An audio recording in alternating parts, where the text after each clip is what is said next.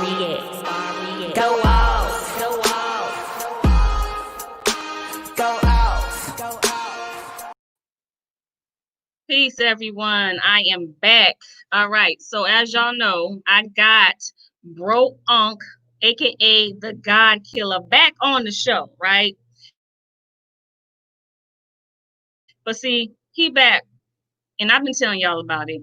I shared his flyer and so forth in my groups and everything.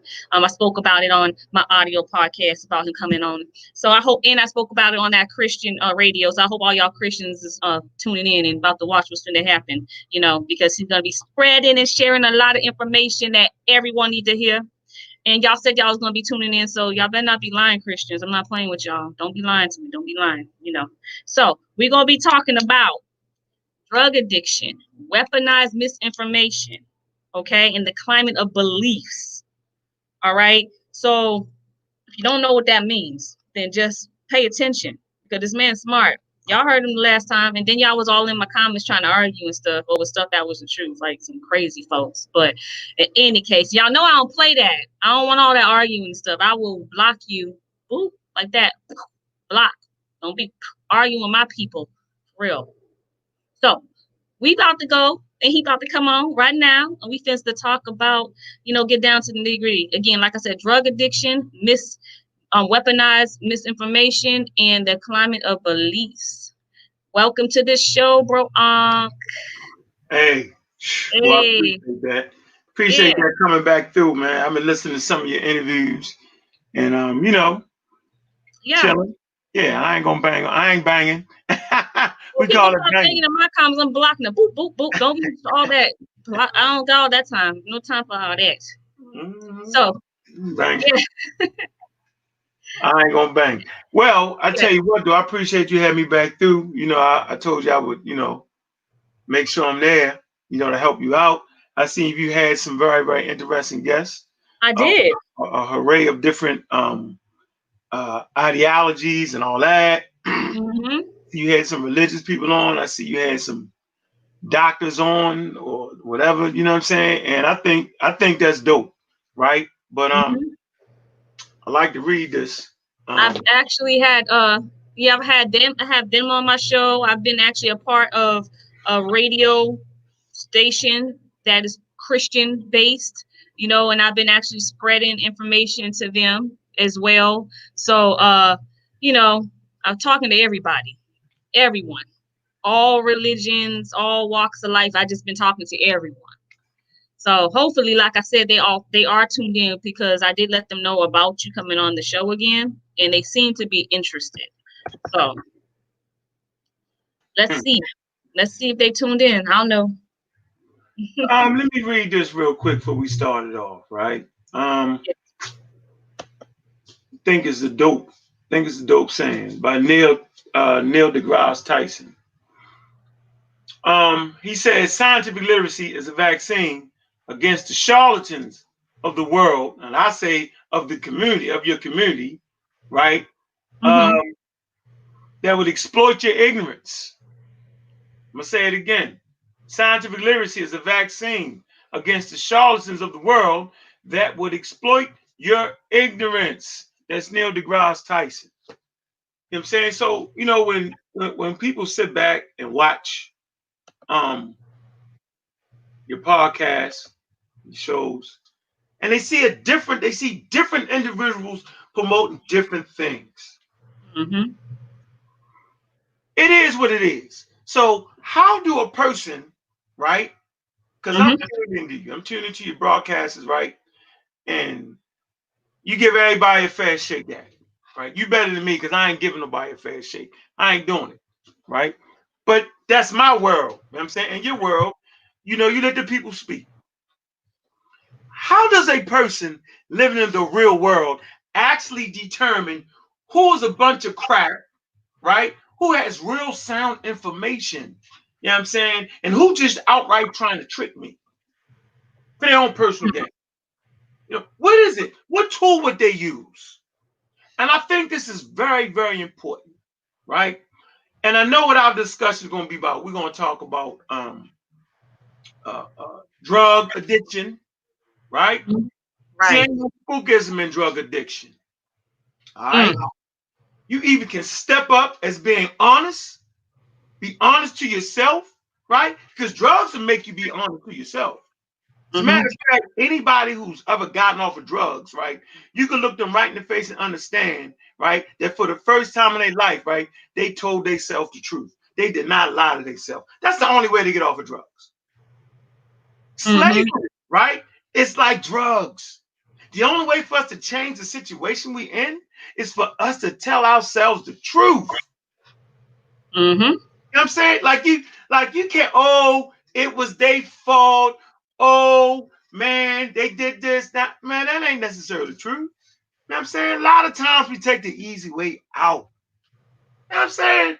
No matter what we've been through, a lot of times we take the easy way out.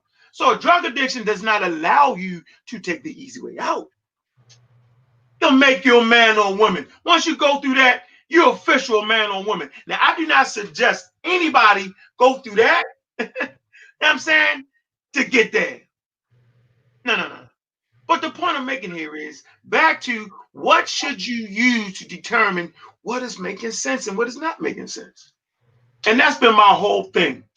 Whether you believe in Jesus Christ, Muhammad, Dalai Lama, you know what I'm saying? I like the Dalai Lama. I follow him on Twitter. He dope. Instagram. Yeah, he dope. Yeah, Dalai Lama dope. Yeah, he dope. Yeah, seriously. Right? Whether you follow whatever religion you got, whatever religion you don't got, right? Buddhism, you know, Buddhism is an atheistic religion. Most people they can't even comprehend that. They don't comprehend that. But how do you know, right, what is right and what is wrong? Well, there was a tool developed in Africa, right? And I'm gonna show you, right? Watch this.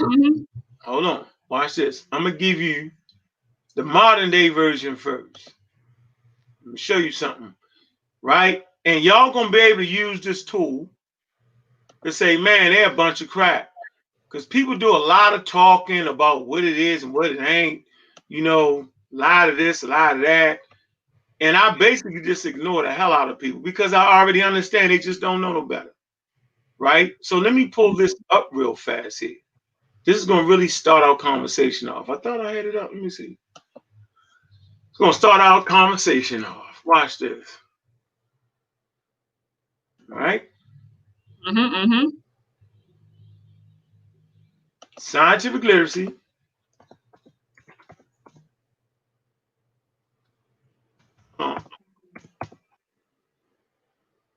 And the scientific method. Watch this. Okay?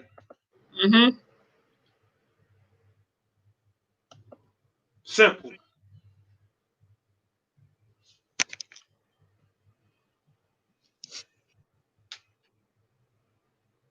So the scientific method right here, the scientific method is a process, right, for experimentation that is used to explore, right, observations and answer questions. There you go. All right. So, like, how do you know something is right or wrong?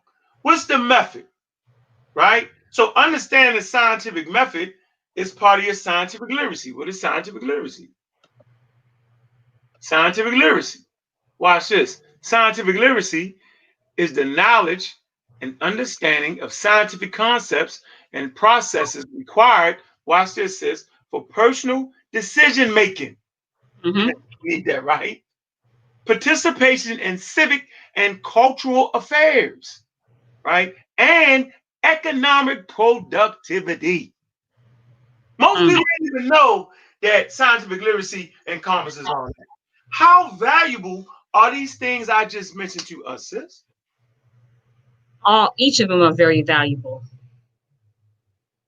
Very valuable, right? Very valuable. Okay, so we talked about the scientific method, right? Okay, which encompasses, you know what I'm saying, scientific literacy. So if you're literate in science, matters of science, right? You will know the importance of, you know what I'm saying, the scientific method, man. So what is it that they use in the scientific method? Guess what they use, sis? What they using? They use math. Remember, science is simply a mathematical view of the world. If I can make it very simple for you, that's all science is. It's a mathematical approach to understanding what's right and what's wrong, right? You know how we say it around here. Black people might lie. White people will lie, but numbers don't. So if I say, well, this particular herb right here works, right? And I know it works, we say, okay, let's run a test on it. Let's see. Let's see exactly how that works. Let's get some animals first and test it on the animals and see how well it works. Let's get a good sample size of that, right? And if it works on rats or mice or whatever you're trying to test it on, right, then let's up it a little bit, man. Maybe let's use some monkeys or some chimpanzees because their chimpanzees are closely related, you know what I'm saying, to humans, whether you like it or not. Let's try it on, okay, that might work, might not work, right? Then let's try it on humans. Let's get a nice, small sample size of humans. Then let's up the ante and really see how it works. Let's do the double blind, placebo. Let's see. Let's give some people nothing, make them think they're giving that, and let's give them the herb and see how it pan out. And of course, you understand that, sis, right? Yeah, I sure do. And you look at the numbers. The numbers will tell you what it is. The numbers will tell you if the herb is safe, what type of reactions people are getting to it. You know what I'm saying? The numbers will explain to you whether those herbs are effective. Right or wrong. There is no getting around that. Why do you think when you get medicine, watch the commercials, and we all make a joke of it, and they give you all the side effects of the daggone medicine? Why do you think that? They give you the side effects because they've measured it, and they're telling you what possibly could happen if you take this. What type of drug interaction? Like, you shouldn't use these two drugs together. These things are known, right? And it's the scientists that actually tell you that. You feel me? Very, very important. Hold on. But you know what? Real quick, you know, as you're speaking about the placebo medicines and so forth and how they test folks, because as you know, they'll give one person the actual medicine, the other person won't. The pill will be nothing in it. It's nothing really in it, you know.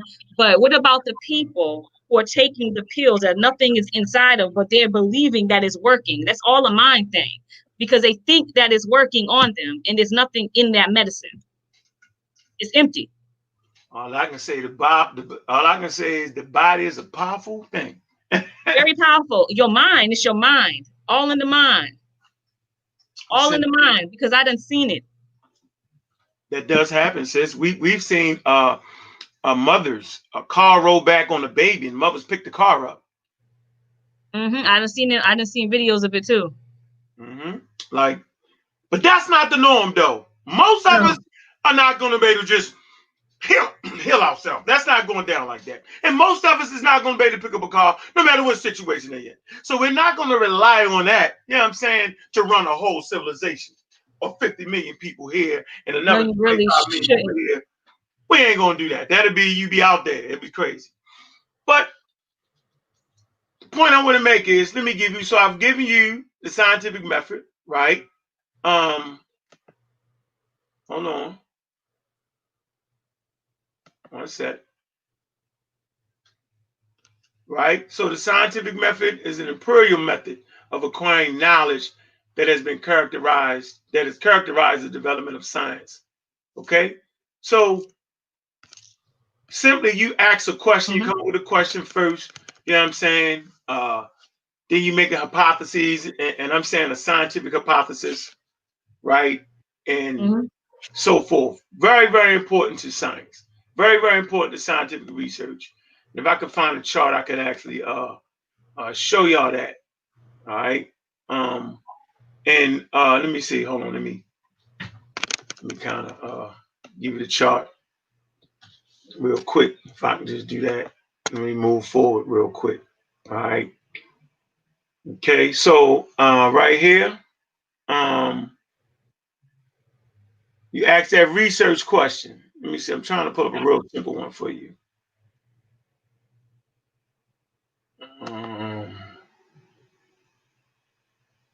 Okay, so ask a new question, right? Form your hypothesis. Hypothesis, like I said, you know what I'm saying? Okay. Then you do what? Ask a question, all right? Gather information, form a hypothesis, test test your predictions, okay? Do the analysis, okay? All right? Arrive at a conclusion, okay? Are the results as per prediction? If not, you go and you do what? Use experimental data and background, right? Then ask the question again. You know what I'm saying? And if you get past that, your results per your prediction, right? And then you can arrive at a scientific theory. This is what they do, right, to judge if something is right or wrong or not. Mm-hmm. Very important. So on the fly, you're not going to be able to do that. But if you understand certain scientific concepts, and you, like for instance, if you understand how gravity works, right? Mm-hmm. And like if you understand buoyancy, you would already know that a human being, right? A human being absolutely can't walk on water. So why is it that a 175-pound woman or 225-pound man, right, can't walk on water? You're gonna sink, but a 5-ton, 10-ton battleship, right, or aircraft carrier can float on water. Mm-hmm. It would seem as if, right, a human would be able to float on water like that. Am I correct? It would Yeah. seem that. Walk across the water. Why not? Well, the feet of humans do not displace enough water to be able to walk on water. Now, the same human being get on their back, they can float. Stick your arms out, you can float, right? Because now you're displacing water. But you can't walk on the water. Why not? Because your feet do not displace enough water. A battleship and ships, they displace water to the point where the battleship can float. Mm-hmm. So now we can't get tricked with religion if you say, well, Jesus Christ walked on water. Now, could you? Because you already know that humans can't walk on water based off of their feet not being able to displace enough water, right, to their body. See how easy that is? Nor can a human die and come back to life once you understand what science is and how people live and die. So they would never get you with that. Now, would they? So let me Right. show you. Let me show you where this method comes from. Right? So everybody that want to do like the natural path thing, all right? I ain't gonna knock you. Well, I might knock you, but I don't want to knock you. Natural path, right? Or naturopathic medicine is a form of alternative medicine. All right, and y'all know what alternative medicine is. Describes any practices that aims to achieve the healing effect of medicine, but which lacks biological plausibility and is untested, untestable, or proven ineffective. Complementary medicine, uh, complementary and alternative medicine, right? Hold on, give me all the names they want to use. Uh, Holistic medicine are amongst the many rangings of the same phenomenon, although therapies share in common that they reside outside of the medical science, because that's what we're talking about, medical science, right? Mm-hmm. And rely on pseudoscience, alternative medicine. Let me finish the Mm-hmm. quote unquote naturopathy, right? Is a form of alternative medicine that employs an array of pseudoscientific practices branded as natural. See how they get you, right? Everybody misuse the word natural. Everybody think the word natural always means something good. It doesn't. Non-invasive or promoting self-healing. The ideology and methods of naturopathy are based on virtualisms and folk medicine rather than evidence-based medicine. Okay, it says naturopathy practices generally recommend against following modern medical practices, okay, including but limited to medical testing, drugs, vaccinations, and surgeries. All right, it says instead, naturopathic practices relies on unscientific notions, often leading naturopaths to diagnose and treatments that have no factual merit.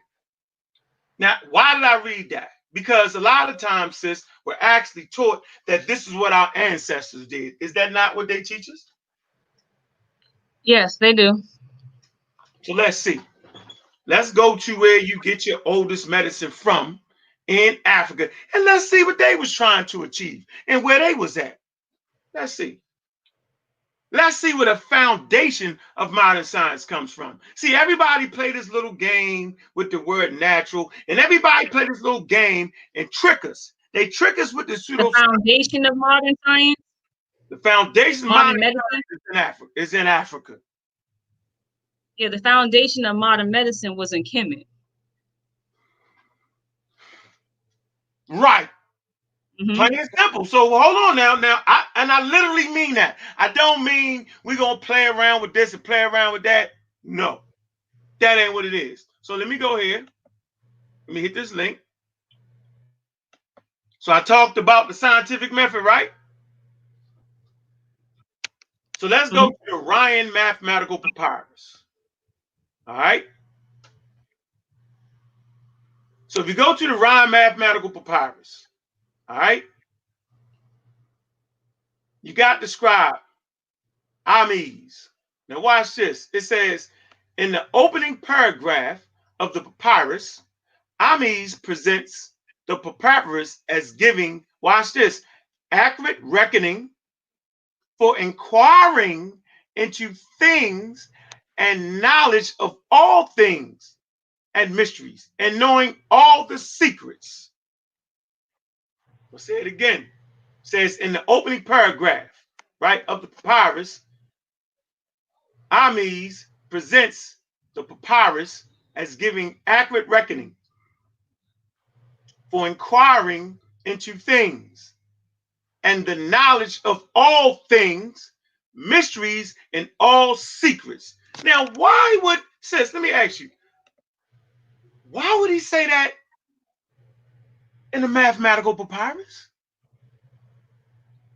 Because this is the beginning, the rudimentary start of the scientific method. This is the beginning of science. Like, how do you know things? Through math. So this brother is saying, right, in the Nile Valley, if you want to know all things and all the mysteries, you got to know math. Is that not the tool of science? Is not math a tool of science? Is that not what they use? I just said that science is a mathematical look at the world. Is that not what our ancestors was doing? And they said, if you want to know something, what does the word science mean? To know.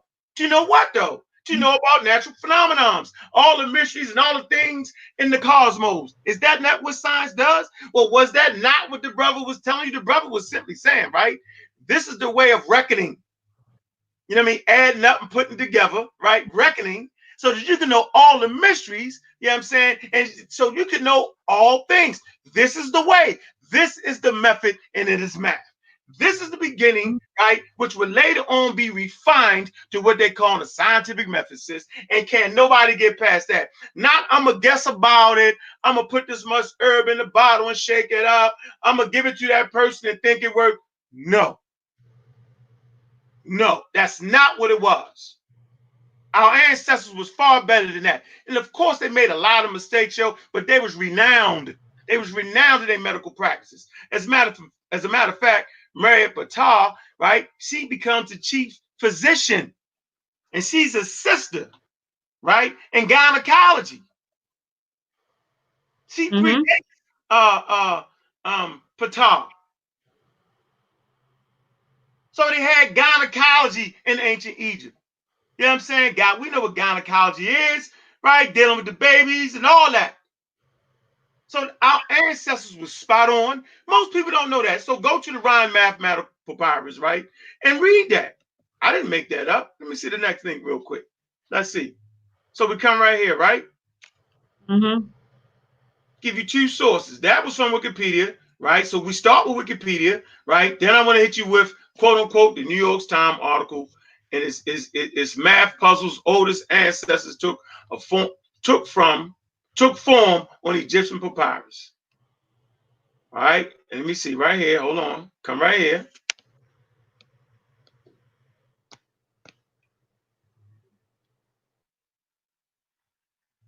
Goes back, and it says right here, it say calculation, it say the scribe on the Rhine mathematical papyrus, right? An Egyptian document more than 3,600 years old induces roughly 85 problems by saying that he is presenting the correct method of reckoning for grasping the meaning of things and knowing everything that is obscurities and all the secrets. And you can get this in the British Museum. That's the source right here for the New York Times, and they got that from the British Museum. Did you want me to show my screen right there, sis? Or we good? Can you show it? Yeah. Let me go. All right, let me see.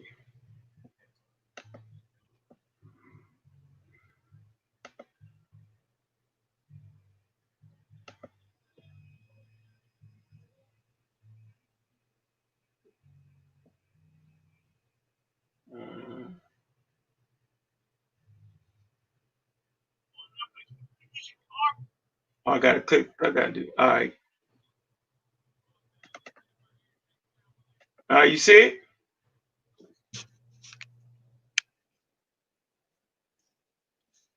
No. You can't see it? No, we can't see it. Oh man, what is it doing? No, we just see you. We just see you. Why you just see me? I don't know. Oh man. Wait. Now I see something. What's this? Hold on. Here we go. You see it? Yep, I just clicked it, put it on. All right, here you go. British, see the source right? British Museum. That's the Rhine mathematical papyrus. There you have it. Simple as that. It tells you right here. Calculation described by the Rhine mathematical papyrus, right? An Egyptian document more than 3,600 years old, introduced roughly 85 problems by saying that he is presenting the correct method of reckoning for grasping the meaning of things and knowing everything that is obscurities and all secrets. Source, British Museum. Our ancestors was using math before there's Europe. There's no Europe yet. There's no Europe yet. Okay. Right. And I hear a lot of talk about the pharmaceutical industry and all that, and I get it, right? But who actually unlocked the magic of plants, sis? Do you know? Who actually unlocked what? The magic of plants.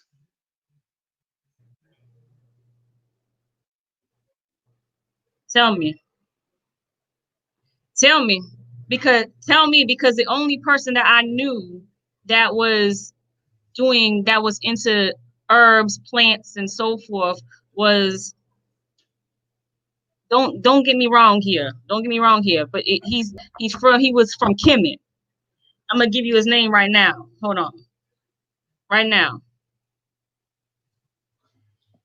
He was the first doctor in Kemet. Ptah. I am Hotep. I'm Hotep. Yes. Yeah, he was a physician. But remember, I gave you a sister named Mary Ptah. She predated him. She predated him? Yeah, she the chief physician too. He was too, but she was. So she came before him. What's her name? Tell me again. Merit, Merit, Merit Ptah. Look it up.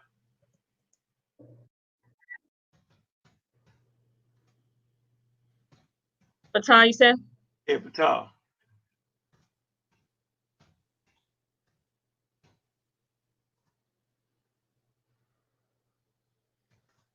Marin Ptah. Got her. All right. Was the fourth pharaoh on the 19th dynasty of Egypt.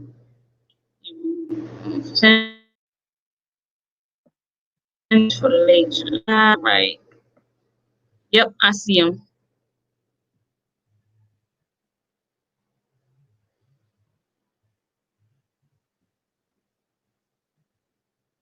So this was a dude. No, right. How you do it? No, it ain't no dude. How you It spell it? says Merneptah. M-E-R. Neptah. I-T. M-E-R-I-T. Merit. Merit. Oh, it. Merit.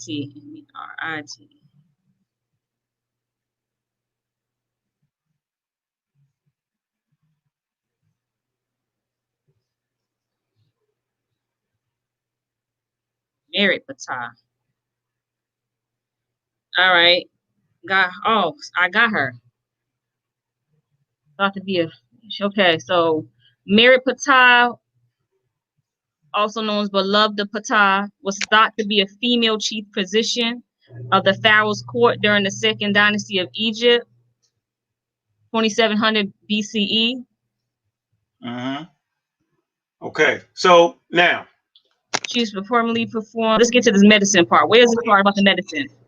History. Let's go to history on her. Hold on.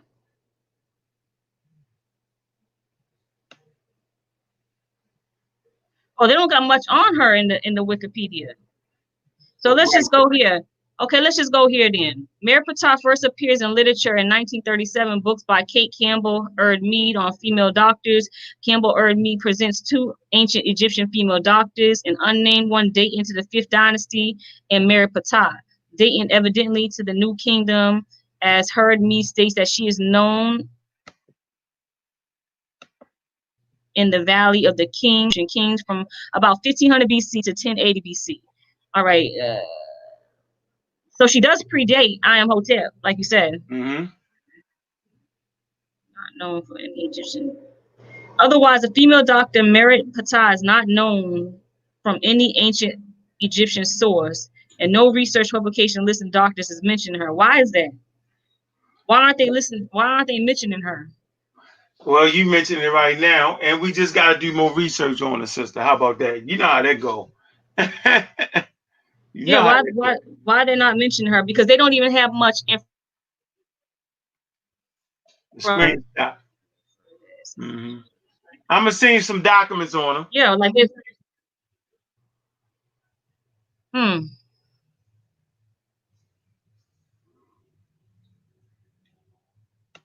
And this was a real person, y'all. This wasn't a Neteru or a god. Yeah, this is a real person. Of Pharaoh's court during the Second Dynasty of Egypt. She is purportedly referred as an inscription left on her grave as Saqqara by her son. Interesting. All right, now what I mentioned the Edward Smith papyrus, right? Yeah, it was mm-hmm. Now this is your oldest, quote unquote, one of the first medical papyruses, right? That wasn't dealing with magic and stuff. It wasn't Right. dealing with the guesswork. Okay. It says the Edwin Smith papyrus is an ancient Egyptian medical text named after the dealer who brought it in 1862. Okay, and the oldest known surgical treatise on trauma. Right? It Mm-hmm. says this document, which may have been a manual for military surgery, describes 48 cases of injuries, fractures, wounds, dislocations, and tumors. Okay, it dates to Dynasty 16 through 17 of the Second Intermediate Period. Okay, so watch this. This is what makes this important. Okay, now you got the Eber papyrus, medical papyrus, you got the London medical papyrus, right? But watch this. Wait a minute. It said the Edwin Smith papyrus is unique amongst four principal medical papyrus in existence. It says that survives today. It says while other papyri, such as the Ebers papyrus, the London papyrus, are medical texts based in magic. You hear me, sis? It says the Edmund Smith papyrus presents a rational and scientific approach to medicine in ancient Egypt. Similar as that. I'm gonna say it again. It says the Eber Smith Papyrus presents a rational and scientific approach to medicine in ancient Egypt. So if our ancestors, right, gave a scientific approach, meaning that they had moved from the magic aspect of it and mixing it in, right? Mm-hmm. Having a papyrus, right, that had they didn't have no magic in that at all. Why would we put ourselves back to the point where in ancient Egypt they was mixing their medicine with their magic? Why would we take ourselves back to that point, sis? Why would we do that when the rest of the world has taken the scientific approach to medicine, you know what I'm saying, and ran with it? Why wouldn't we do that? So I'm not up here arguing and advocating for what they quote unquote call white science. I'm advocating for science, from which the foundation comes from Egypt. We see where the method comes from, the scientific method, right? We see where the oldest medical processes come from. We see that. We see our ancestors working towards scientific literacy right in front of our face. And the guy's name that unlocked the secret, we call it the secret magic of plants. This guy, right, which is my favorite scientist right here, right? Percy Julian. Are you familiar with him? No, who is that? Pull him up. All right. Percy. Percy Julian. Percy Levon Julian. Pull him up. Percy Levon. Yeah. If you just put in Percy Julian, it'll come up. Man, he unlocked that. He reached, watch this. It's going to tell you I what he got him. reached. Pioneer. American You can go to the Encyclopedia research Wikipedia. chemist and pioneer synthesis of medical drugs and plants. All right, I'll repeat that. All right, Percy Levon Julian was an American research chemist, and a pioneer in the chemical synthesis of medicinal drugs and plants. There you go. So he's the first From person in plants. history. Keep going. What else? What else to say? He was the first to synthesize a natural product. How you pronounce that? Cyotimazine? Isobeam. What is it? Sio what? Physostigmine. Okay, yeah, that right there. Plus a pioneer. That right there, y'all. Plus, you must have been studying that damn word. I messed it up 100 times. This is the first time I got that right. Oh, for real? No hell. Plus a pioneer in the industrial large-scale chemical synthesis of the human hormones, progesterone and testosterone from plants. What? Stestrals and stigmastrol and cytostrol. What the hell? All right, y'all. I don't even know what he was studying. I don't know what none of this is. Okay, so let's bring this back. I know what progesterone is. I know what testosterone is. I'm not sure what stigmastrol is. So I'm gonna have to figure that out right now by clicking it. And he also cortisone. Look, the production. Look, steroid drug industry produced of cortisone. So that's the stuff that that. Wait. But what the hell is stigmastrol? What is that? All right, let's see. Hold on. It's a hold on. A plant sterol. It's a plant sterol among the most abundant of plant sterols, having a major function to maintain the structure of physiology of the cell membranes. Okay. Okay. I just learned something. So people taking cortisone shots, right? For painkillers. I'm saying this man unlocked that. So he separated, I'm saying, the chemicals in plants. The first person to do that, sis. First person to do that. The chemical structure similar to the cytotestrol. Okay, so the other one, cytotestrol, is a similar structure that is close to cholesterol. Facts. Wow. Facts. So you got cytotestrol, the stigmatestrol, and then it goes down to cortisone and birth control pills. That's your man right there. So I don't want to be hearing all of that, right? We know the first birth control is recorded in ancient Egypt. They came up with a pace. You feel me? For birth control. So I don't want to hear our ancestors. Yes, they did. They did that. All right? They was making decisions for building strong communities. Plain and simple. You don't get mad at me, get mad at your ancestors. Right? But this brother right here, he I'm over here unlocked. reading it. You He got me reading this unlocked stuff. the secret of plants, sis. You know what I'm saying? From this point, they understand how to synthesize the chemicals in plants, to separate them. So you know what is to separate the active ingredients in the plants. Why is this plant doing that? You know what I'm saying? So instead of just grabbing an herb, you would take the herb and synthesize it and figure out the active chemicals in the daggone herb, and you would use that. There you go. It's the next wave. It's what we do as African thinkers. Plain and simple. So we're not going to keep going back to the Stone Age, the Iron Age, and the Bronze Age. We're going to move forward, sis, because we space age Africans. No matter what they say. And the charlatans amongst you, right? They take advantage of your ignorance and they give you Stone Age medicine and they quote unquote, call it natural and you think it's better. Hell, sis, it's nature that's killing us. 99% of all living organisms have been killed off by nature. 99% of organisms that has came into existence has went extinct by nature. So I don't want to hear, oh, natural. Man, natural be killing you all day long. Matter of fact, nature, you know what I'm saying, kills far better than any human beings ever could, sis. I just wanted to put that out there for the listening audience. So my point was all that to show you that science and modern science, you know what I'm saying? Matter of fact, we had a deity who come to a Saul Tep's work, I think it's on chapter 4. Chapter 4, let me give you, we had a deity of science. So whenever you talk nonsense about science, man, you're really anti-African. To be anti-scientific is to be anti-African, right?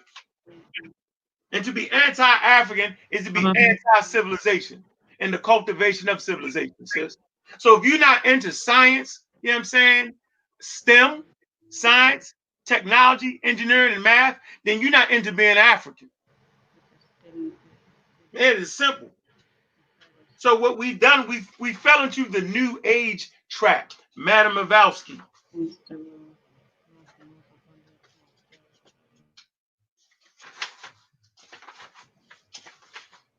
Madam Mavalsky, Theocratical Society. My bad. I'm over here still reading on Percy LeVon Julian. Oh, that's my man right there. Like he had his own company. He was a millionaire, had his own pharmaceutical company. Like he raised the game. So get mad at Percy. You want to get mad at the pharmaceutical company, get mad at him. That's I'm reading about him. Yeah. And what year and what was he born? Matter of fact, he was born 1899. Right. So I don't want to hear all that what we can't do. Martin Luther King, Malcolm X and them, you know what I'm saying? They at least put us back to zero. Because, you know, slavery put you in a -0. Them brothers lost their life to put us at zero. They didn't put us at even. We ain't even. But they at least put us at zero. Meaning we can clearly see what we can do. We can see it. And we got tools around us, sis. See, I don't like this whole thing about, oh, black people are powerless. We don't got no power. Yeah, we do have power, sis. We absolutely have power. And I'm showing you a brother that was born in 18-something, right? How powerful was that man? Think about that, man. He went through real racism for real. He went to DuPont College. They wouldn't let him stay in the dorms. He had to stay somewhere and sleep and make up the white boys' beds to even stay in there. Had to sleep in a restaurant in the back. They did all that. All that. But Percy had power. As a matter of fact, when they was trying to burn crosses on his mansion, him and his son be standing in the tree shooting at him. Yeah, he was. Yeah, how about this that? This man was educated. Yeah, how about that? He's a chemist. And some say the word chemistry comes from the word chemet. So yeah, we right here, chapter 4, the African origin of the word science, 205. Sahotep's work. I'm a Raw Squad official. 205. So the origin of the word science comes from Africa, sis. How about that? So why is people talking about the white man science when it's really the science of the daggone Egyptians? Really what it is. And you're lucky I can't find the man. Man, oh man.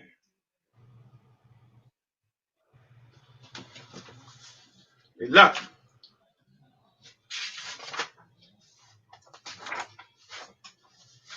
$205. I said $205. Yeah, it really ain't no joke, sis. It's really funny.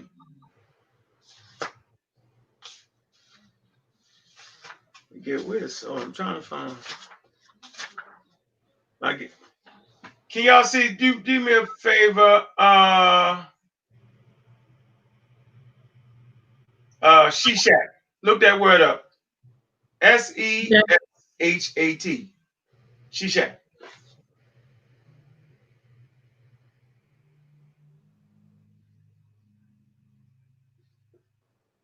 It said the Egyptian word for no was personified as the goddess name, Sheshat. So I just want the sisters to know, right, that the origin of the word science, right, comes from the Nile Valley, and it comes in the personages of a female deity. So we know who the first teachers are, right? That's the woman, because she round the baby the most. All right. So Sheshat, her husband name is Tahuti.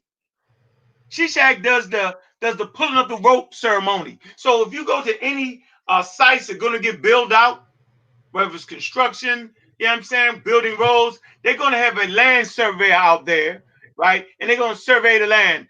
That's what she basically was doing. That take math. So let me ask you, Sheshat, right? Or how were you pronouncing her name? I didn't know you was talking about that Egyptian goddess. So this person was that a real person, or was that just a goddess, like a Neteru? A goddess, a Was she real? deification of science. So science She was was a deity. deified in Africa. Was she a deity? Yes, she's a deity. Listen, so we deify science. She was okay. We deify it. So it says the Egyptian word for no, right, was personified as the goddess named Sheshat. Sheshat. It says she was the goddess of wisdom, knowledge, and writing. She was Right. as a scribe and a recorder, a keeper. And her name means she who serves. Yeah, I had studied her at one Scribe, point. She was like I had studied her at one point. She was like the librarian. Yeah, see? So they called her. Into all the writing and the reading, all that stuff. Yeah. Yep. She is credited with the invention of writing. Given that Sheshat means to know, to be wise, we could also argue that her name means she who knows, or wise woman. Sheshat later became identified as the goddess of architecture, astronomy, astrology, building, mathematics, and surveying. It's simple as that. Simple as that. So whenever a woman allows men, right, to downplay the role of science, you're actually downplaying the sisterhood. You actually downplaying what you're supposed to give your babies. Ain't no white people yet. Ain't no white people running no civilization back then during that time period when our ancestors was coming up with this. So I mean, I cringe every time I hear somebody say the white man's science. I just cringe when I hear that, sis. Absolutely cringe when I hear that. I just cringe because I know they don't know no better. And then when they try to do non-scientific medicine or non-scientific based medicine or evidence-based medicine, I cringe at that too, because you're not going by the way of our ancestors doing that. You're being tricked by Madame Blavatsky and Aleister Crowley. Look it up. Aleister Crowley. Look up Madame Blavatsky. This is what the conscious community is teaching. They're teaching the Aleister Crowley information and the Madame Blavatsky. Madame Blavatsky saw the theocratical society. Right? She was a new age, where the new age science, where they mix all the damn religions together. When you see people walking around talking about crystals, unks, the yin and the yang, and they mix it all together, that come from that white lady, Aleister Crowley. My fault, Madame Blavatsky. That's exactly what they're all quoting. That's exactly what they're all doing. and it is a bunch of malarkey. It's absolutely tomfoolery at an all-time high. Because that ain't what we was doing. We was working towards science. Plain and simple. Plain and simple. So if I go to the book, Diops, she got Diops, right? Mm-hmm. I think it's 225? Hold on. Man. 1 second.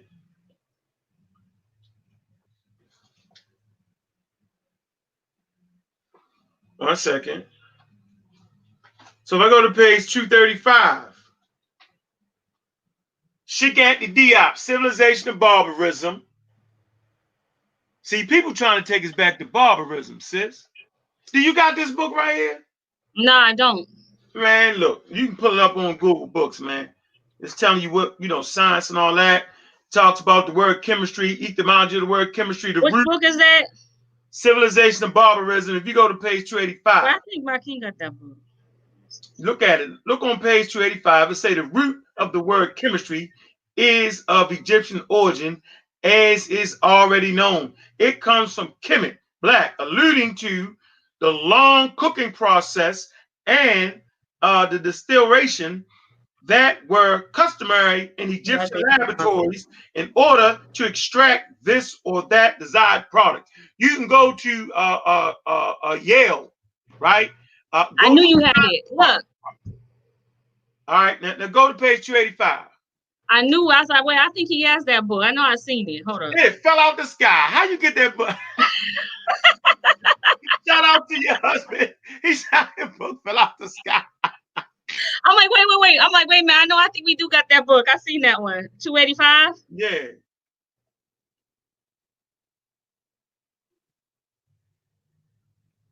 All right. Chemistry. What's it say Chemistry. right there? Chemistry, it's right? Chemistry. Yep. Etymology of the word chemistry. There you go. The root of the word chemistry is the Egyptian origin, as it already known. It comes from Kemet, black, long cooking process, and the distillations that were customary in quote unquote laboratories in order to extract this or that desired product. Yeah, now how do we know? Because you can go back to the oldest synthetic paint based off of Yale's research department. We have the oldest color. It's called Egyptian blue. You can look that up. That's absolutely a chemical compound. That means these brothers had a rudimentary understanding of chemistry right there. So when Percy do his thing, he's doing what Africans do, daggone science. Now go to page, watch this, page 335, and watch how serious it gets. 335, go down to the last chapter, we'll say science. Now it get deep. This for all my Christians out there. You understand why I'm the real black atheist. Watch this. Science was in the hands of and developed by a body in service to the state, with which it was born. The Claggery, source of science in Egypt, and the state that it serves can therefore not enter into conflict for the sake of science and anti-intellectualism and what is that, sectarianism? Oh, sectarianism. Mm-hmm. I don't say sectarianism. I said sect, like a sect. It's a sectarianism. Right, sect. Oh, okay. I thought you said sectarianism. All right. You know, as in continental Greece. My bad. As in continental Greece in Athens. And hold on. Ho. So in Greece and Athens, they was anti-intellectual. Right? Listen, keep going. Now you know why they was calling people atheists. Keep going. Watch. Keep going. But continental Greece and Athens, where Anaxagoras. Anaxagoras. Socrates, Plato. I don't know who Anaxagoras is, so you're gonna have to tell me who that is. Socrates, Plato, and Aristotle were all sentenced to death, or almost were, because they taught scientific ideas received from Egypt and well ahead of local institutions. Who is Anaxagoras? He's a Greek philosopher. All right. They sentenced him to death for teaching science, and guess what they called them, sis? They called them atheists. For those who was against the state-sponsored religion. So now you understand my foundation. So Socrates, Plato, and Aristotle, they were all atheists? They called them atheists. They called them atheists. because they was practicing And this man, science. while the Egyptian religion I'm sorry. Gendered. Well, oh wait. Anyways, while the Egyptian religion I'm sorry, y'all, engineered science, atheism religious. Okay, atheism religious. What is this for? For Athens? Yeah, Athean. That's for Athens? Yeah, Athean religion, tradition. Athean religion, I'm sorry, tradition protected itself from science of Egyptian origin. And this very special situation explains the differences in the compared evolution of the Egyptian and the Greek societies. There The you go. Egyptian. You can stop right there. You stop right there. The point here is, right, is that we was dealing with science before the Greeks was. So what is it saying? Wait. Let me bring this back right quick. While the Egyptian religion engendered science, like, yes. Athenian religious religious traditions protected itself from scientific from differences in the compared evolution of the Egyptian and the Greek societies. So what was the Athenian religion? They was doing the same thing the conscious community do me, sis. Remember, I'm the joke. Everybody talk crazy about me because of science. Oh, they go with their science. They doing the same thing the Athenian government did to the Egyptians when they was bringing science of the Egyptian variety. So the Greek philosophers, Thales, you know what I'm saying, Anaxagoras, Socrates, Plato's, you know what I'm saying, they traveled around. They learned things from different nations, different countries. You know what I'm saying? They learned things from Egypt. They learned science. I'll show you what the origin of science was. They go back to Athens. And so thunder and lightning, you know what I'm saying, no longer was Zeus sitting on Mount Olympus, right? They gave a natural explanation on what thunder and lightning was. And for that, they're like, oh, you're going against the gods? You're going against the state gods? The Egyptian civilization. I'm reading the next paragraph now, because it does go deeper onto the next paragraph. Go ahead. So the Egyptian civilization was initiatory and illicit. Modern Freemasonry, its outgrowth, is the abusive denturation of its model. So what did they mean by that? But that, let me see. What exactly was they talking about right there? Civilization was initiatory. Modern Freemasonry in its outgrowth is the abusive denaturation of its model. What was they talking about right there? It was saying that basically, you know, the Europeans messed up the masonry, but you get masonry from Egypt because they the first builders. In masonry, you got operative and speculative masonry. So these are the first builders are in Africa. They start with mud. They build them up. And the temple of the cult included 3 services, morning, noon, and evening, together with processions, prayers, chants, and music to the glory of the God, who at times came to dwell in the place, the statue in the sanctuary, the Holy Holies. The Holy of Holies who received the offerings, meals. All right, so these meals were, all right. Okay. So basically the clergy, you know what I'm saying, the science was in the hands of the clergy and it wasn't a problem like it is now. You got your theologians in European society. They was calling them atheists. They really didn't. So watch this. So hold on, sis. Hold on. I type in the history of atheism real quick, and we can segue. I'm gonna show you something. Show you how serious it get. Yeah. You typed in history of atheism. Wikipedia. You see it? My bad. Hold on. I was still reading that. I was going on to the damn next page of that. Hold on. Okay. History of atheism. Yeah, I never even read this book. He got this. I never even read it. I know you ain't read it. I know. Right. Sure. I ain't read that book. Right. Hold on. History of atheism. Watch this. It's going to tie it all in. We're going to move from that point. My point is, why is it that the conscious community, you know what I'm saying, be trying to dog me when I'm doing what the daggone Egyptians did? Like, it's crazy. Not to mention, they was trying to get away from mixing magic and all that. They was getting away from that. And you can tell because based off of the evolution of the medical papyrus, at the end of it, the last one they was making, they was dealing with strictly science. And it tells you that. And I read the source for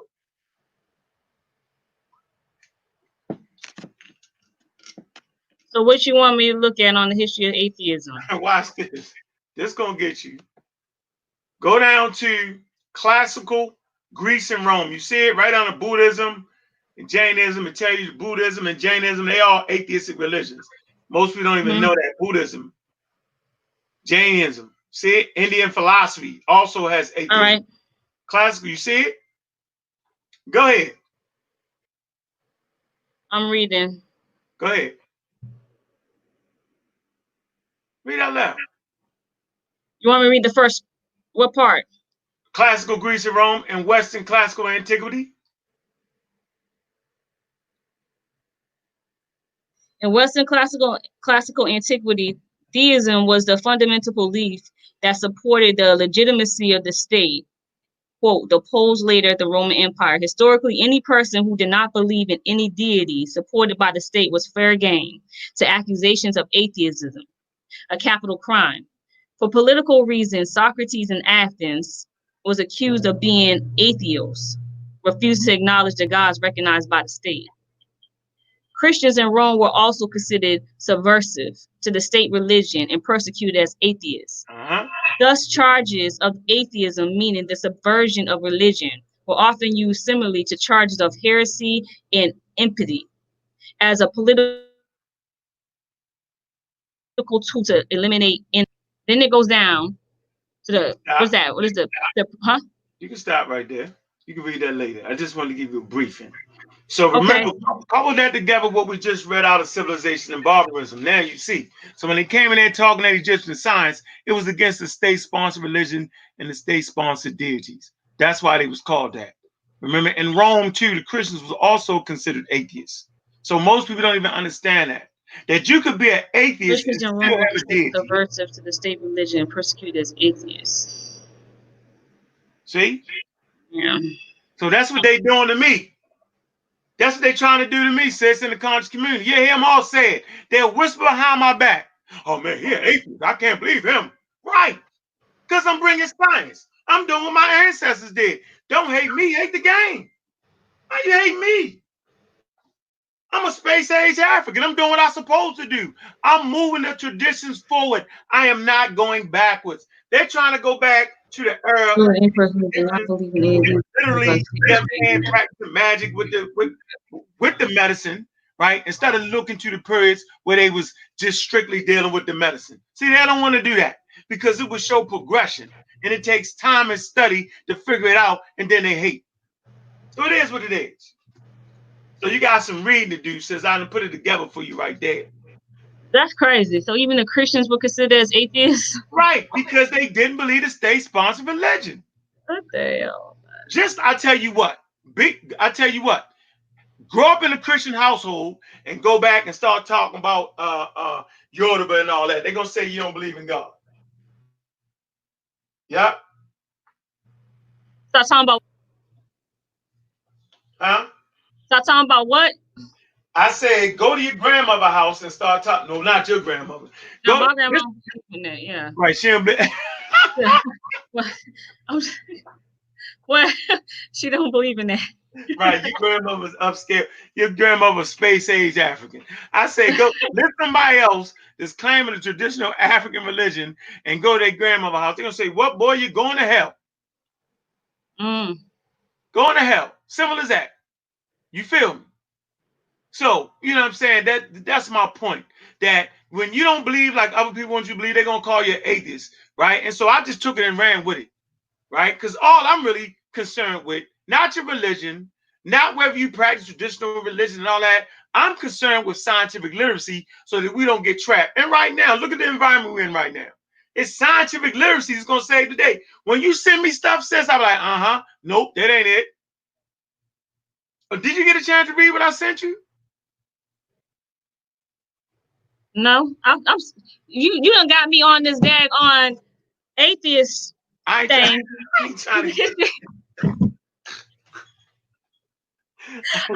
you got me over here reading.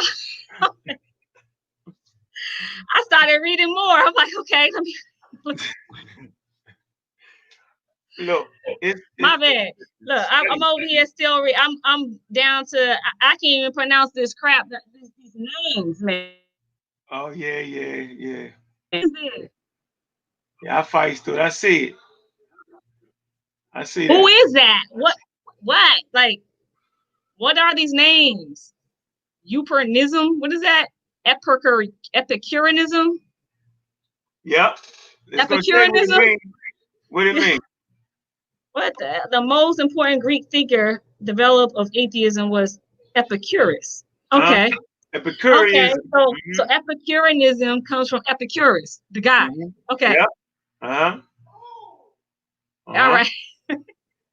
So I'm seeing his name like, what the hell is this? All right.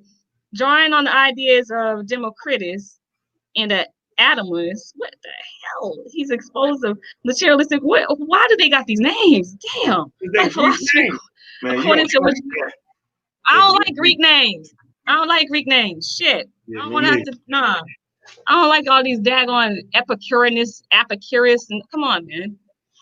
So yeah, I bring to this moment right here. My bad, y'all. I don't like Greek names. Okay, I'm sitting here. I'm see that? Struggling reading a damn Greek name. Yeah. See that right there? What book is that? What book is that? Can you read it? Lucratitus. What the Lucratitus? What the hell kind of names are these? Oh yeah, okay. Herbert Henry. What's that say? Harrison, the black Socrates. All right. Yeah, so he's the first guy in the Harlem during the Harlem Renaissance, right? To actually be outside. He spoke 3-4 different languages. He wrote for Marcus Garvey and him. He was in a, in the literary department. He wrote for the paper and all that. He did all the history. He was an atheist, Hubert Harris, right? He brought the intelligence in the movement. Simple as that. So they all rely on the atheists at the end of the day, sis. Non-religious. He's the first person in Harlem standing on a soapbox, beating the brakes off religion, you know what I'm saying, in a time when it wasn't fashionable. So I mark myself after him. You feel me? I'm over here looking like a I feel you. I feel you. All right, so that's I'm one not, I don't got nothing to say about what you know. You understand what I'm saying? Because what you know is the same way that is what I think. So you understand what I'm saying here? Like I don't we have a background. I don't believe in that stuff. So yeah, I'm not into all that. So I don't whatever. Like I just don't believe in that. I don't believe in spooks. I don't believe in ghosts, none of that stuff. Right. No. Now supposed to your mother, 11 children, you gotta give them the universe. You gotta I don't give them believe the in none of that. Yeah, you can't give them ghosts. Ghosts don't come from the cosmos. Ghosts come from the imagination of men and women. You gotta give them the cosmos. That's what you gotta give them. Wait a minute. Yeah, I really don't. Y'all, I'm sorry. Look, I really don't like Greek names. Like, I have a serious issue with these names, man. Like, what the hell? Just ridiculous ass names. Like, I rather our African names, like mine, Nikaya. Yeah, that's a simple. The African names get long too. My name is nice and nice. Oh man, the scoop. So yeah, so okay, we got that out the way. So I don't want to hear people talk about why is he promoting science? I'm promoting science because my ancestors gave the world that, and the world is on top based off of the promotion of science. That's why. My ancestors were moving from the quote unquote magic with the herb. They was moving from that. Wait. So people are getting on you because you promote science, you're telling me. You already know it. Come on now. Next time you get an interview. No. We're gonna put this out here for other people that don't know. They're getting on you for promoting science. Absolutely, and scientific literacy, and because I don't believe in God. And because you don't believe in God. Facts. But they're supposed to be conscious. And I named some key names. I said Madame Blavatsky. Did you look her up? You ever heard of her? No, I didn't look her up. Let me do that right now. Madame Blavatsky. How about New Age science? When they started talking about the goddess, goddess, goddess, goddess, goddess, white people brought that in. African don't say goddess, goddess, goddess. The African would say God and goddess. That's new age movement. You know, the psychedelic movement when they was taking acid and smoking weed. You know what I'm saying? That came out of that, mixing up all the religions. It's one grand religion, the age of Pisces. All of that is what the conscious community, the crystals, the yonis, all that comes from those people. Madame Blavatsky, Alistair Crowley, that she created the Theocratical Society. Look at her I symbol. can't find her ass. Madame Blavatsky. Madame. Like, man. Yeah, I can't find her though. Blavatsky. I must be spelling her name wrong. Right on.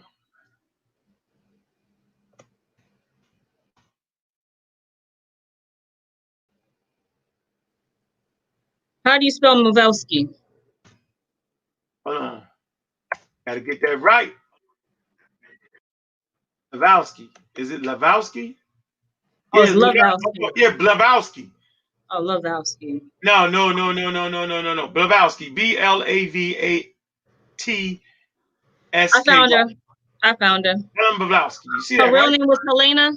Yep. Yeah, I found her. You see? That's her right there. That's what they following right now. She was ugly. God. Huh? She was what? She the one brought it back. Hold on, let me see. Damn. Man. I got her. Yeah, right here. It says she was embarked on a series world travels, visiting Europe and America, India. It says she also claimed during this period of encountered a group of spiritual adepts. Okay, it say the masters of ancient wisdom who sent her to Shagates in Tibet. It say where they trained her to develop a deeper understanding of the synthesis of religion, philosophy, and science. Both contemporary critics and later biographers have argued that some or all of these foreign visits were fictitious, and that she spent a period in Europe. By early 1870s, Blavatsky was involved in the spiritualist movement. Although depending on the genuine existence of spiritualist phenomenon, she argued against the mainstream spiritualist idea that that the entities contacted were the spirits of the dead. Yeah, that's a whole bunch of nonsense, man. But she the one though. When you hear a person talk about astral projecting, like Buzz Lightyear, when Buzz Lightyear talk about astral projection, she came up with that. So all these cats claim to be able to astral project. And spirit. Hold on. So without saying no names, I'm gonna give you this. Buzz Lightyear claims to, quote unquote, astral project. He got that from that white woman right there. Another homeboy, right, claims to find the black body. That come from her. Spiritual body. Black spiritual body. I found that nobody is dead. You know what I'm saying? Like, they all come from this lady. Let me show you the picture. Right? But yet I'm the bad guy, though. I'm the bad guy. Huh. I'm the bad guy. I'm the bad guy. It's funny to me. That's why I never lost against none of them. Simply because they fight against science. How you gonna fight against science? Don't fight against no science. All right, can you see it? Yeah, hold on. Ain't she funny looking? God. There you go. Founder of the Theocratical Society. Elena. There you go. Funny. Oh, there you go. So they teach it. Listen, that whole thing, sis, that whole quote unquote conscious community. This is the information the conscious community is promoting. Allow you not, and then go ahead and sprinkle in the conspiracies, and there you go. It's the most ridiculous thing ever. And here you go. And remember, these same people claim to bang on white people. Oh, we're against white people. But wait a minute. Look at your teachers. It's funny to me. I'm practicing science. Well, Ankh is not the same science. Wait a minute. Yes, it is. It has progressed. We're learning more. Our ancestors knew what they knew. Now we know what we know. There's going to be another generation, if they stay on the lines of practicing scientific literacy and not get caught off into the new age religion nonsense. It's crazy how they claim to be conscious. They're not conscious. They're not woke. We call them sleepwalkers. This woman thought she really can astral project. I'm trying to tell you, she brought that to this country. I'm just saying, look, I'm just telling you where it came from. All right, I know some dudes think they're too good to come on the show, right? I get all that nonsense. All right, but they following that lady right there and then giving it to our community and got a nerve to talk trash. It don't make no sense, sis. Seriously. And then they'll say, well, Uncle always starting trouble. I ain't starting no damn trouble. I'm giving people the core of what makes a civilization. The core, right? First of all, the oldest institution is family. Okay, but how does that family survive in an environment that's trying to kill it? I'm going to say this again. Institutions. The oldest institution on planet Earth is the Black family. When the Black family comes, you know what I'm saying, and evolves on Earth, there aren't any other people but Black people in Africa. Now, how does this family survive in an environment that's ferocious? Nature is ferocious. Nature plans to kill you every single day if you can't survive. It's just that simple, sis. It's just that simple. Okay? So I'm not misusing the word nature. The word nature could mean you about to die in 2 seconds. Exactly that. Everything in nature ain't good. As a matter of fact, it's chaos. And it ain't organized like you think it is. It's just not. It is what it is. And so the oldest institution, how does the oldest institution survive in an environment that's trying to kill them? They start to learn from it. They start to adapt to it, right? They come up with ideas that help survivability. That's what they do. Now, what is the best way to survive? Well, we got to go back to the quote-unquote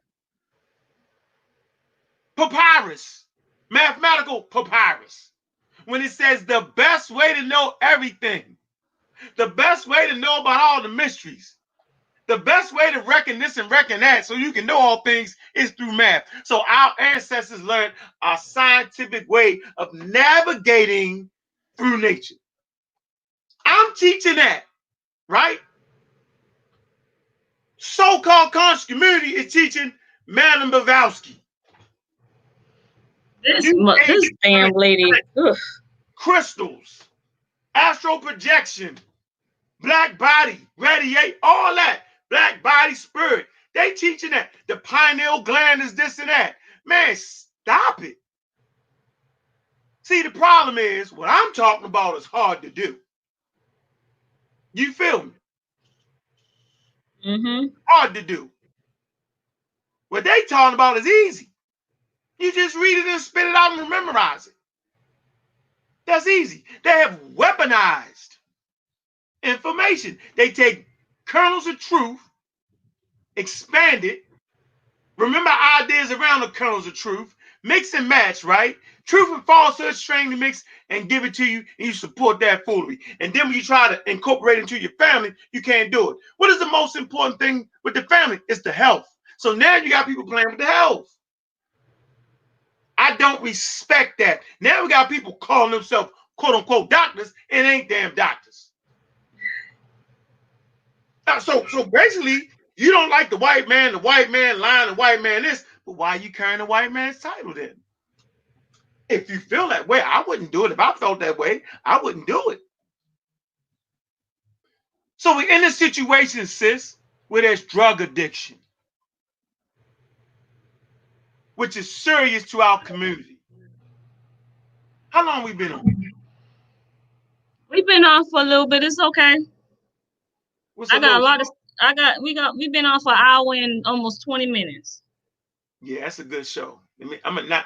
So the thing that's really gripping our community now is drug addiction. They promote it in the music, you know what I'm saying? And it's serious, right? Mm-hmm. See, I got a lot going through my mind right now. We got the brother that lost his life by the hands of the police. We got people in Minnesota rioting in the middle of a damn pandemic. Mm-hmm. I make a comment about that. People mad at me. Yeah, I seen it. I'm saying you're gonna spread the virus more than you're gonna spread a solution at that point, right? Like the riot thing is cool, it's slick, but how easy is it to riot, sis? This is how you can measure something on how effective it's going to be, right? How easy is it to riot? We can just take our ass out there and do like the white people. I'm watching the white people taking their time, walk behind the black people, white people running by doing their walk and chilling. How easy was that to come out your house and just participate in that? How much thinking did that take to do, sis? Not much at all. But not much at all. They just went out there and did it. But my thing with that is, and I was just talking about that with my king. You feel me? It's really it doesn't make any sense to me why they're doing that. I mean, they could be destroying this man house. I mean, they're destroying the streets. They could be to the police officer's crib. Why Yeah. they ain't shooting up his crib? Why they ain't doing stuff to this man's crib? Why are they destroying the streets? Go straight to the police officer and handle him. Like all that in the streets, and that's just unnecessary, and it's a waste of energy. Like go straight to the officer's crib and set it off. Like straight up. Cause they know where he at. I'm All that saying, other stuff is unnecessary. yeah, Like just go why handle waste, business. yeah, why waste the energy? Like, I get it. I mean, like, people actually feel powerless, right? But like I said earlier, black people, we're not powerless. We have tools that was given to us by our ancestors. Martin Luther King, the Black Panthers, Malcolm X, all the black Marcus Garvey, all of them, man. Garvey got deported, Malcolm lost his life, right? Martin Luther King lost his life. People lost their life. Medgar Evers, like they lost their life so that we could at least be at zero. What you mean zero? Meaning we at zero. We sure as hell ain't caught up to white people. Nowhere near there. We at zero. And it's our job to start to move the numbers. It's our job, right? And we can't do it with spookism, right? And we can't do it with anti-intellectualism, right? And we can't do it with anti-scientific rhetoric. And we can't do it with a bunch of racist white people called Madame Mavalsky, because she was a racist too. I didn't even tell you that, sis. She was a racist, and she said it. She said it. She felt like we wasn't even humans, right? We can't do it with that type of information. We can only do it with science. Where's science? Science is what our ancestors gave the world. The foundation of medicine, the foundation of math and all that, that comes from your ancestors. Now you have other cultures that also develop math, like quote unquote Mesopotamia. You know what I'm saying? Okay. But we talking about our people. We talking about writing. Hell, you ain't even got no Christianity without the art of writing, without paper. No Muslim, no Christian, no Jew can make this statement. They cannot say. So the question is, where is the groundbreaking, brand new original idea, right? That the Muslim, Christian, and Jews gave the world, that without this original groundbreaking idea, the world would not be where it is today. They don't have it. I can name 10 things off the top of my head. Writing, reading, math, science, engineering, you know what I'm saying? Moving water from one place to another, building storage bed. Like I could just go on forever with ideas, astronomy, you know what I'm saying? Studying the stars. Like, man, without that, where would we be at? So it's a lot going through my head, sis, and I'm not going to get off track. I'm simply saying, right? That man, I care about that brother that lost his life. Like that's just crazy to put your knee on that man's neck till he was dead. My thing is, what about the other people? What about figuring out a better solution? Because there are solutions if we use our mind. We're at war. Yeah. We're at war. What you can't do is get all emotional in the middle of a pandemic and run out there and get more people sick. They already said we catch the coronavirus and die at a higher rate than anybody else. They had a couple thousand people out there, sis. I get it, man. But at a certain point, somebody got to be thinking. And if you really want to stop police brutality, let me give you a good idea right here, since everybody want to hate the police. If you really want to stop police brutality, stop calling them into your damn neighborhood. That might help you. Oh, we got to call them because it's crime. Well, why is it crime? I know I hustled hard, sis, for the first portion of my life. So I already know that everybody that's out there on the block, whatever, your parents know you're on the block. It ain't a secret. All right? Everybody know. All right? And we know when you hustling, you know what I'm saying, you bring crimes because you creating, quote unquote, dope fiends or drug addicts. And drug addicts need money to feed their addiction. It's crime. Old ladies getting busted in their head. Black businesses getting broken into. People stealing shit from their kids. You feel me? Spending the rent money. Going outside, robbing people, shooting people, getting murdered up. All that from that little idea, and the parents know that their kids out there doing that. All of that. If you could clean that up, you could clean your damn community up. And if you could clean your own community up and police your own community, you ain't got to worry about the daggone police. How about that solution? You know why that's not a solution? Because that shit hard and it takes work and dedication to do that. That's why.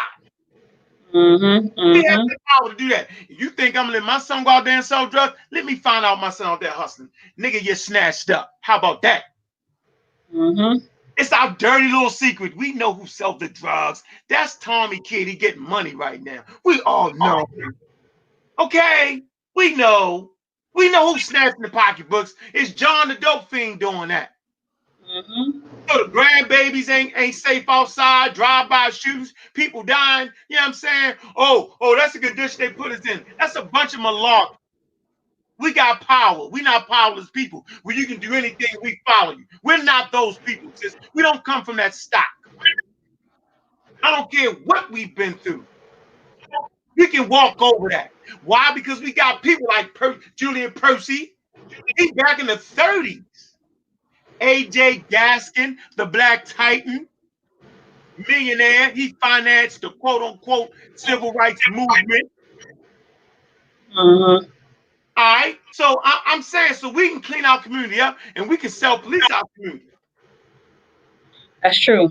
How about that? That'll lower the crime rate, right? That'll lower the incidence of even needing the police to be in our daggone communities. We can start right there.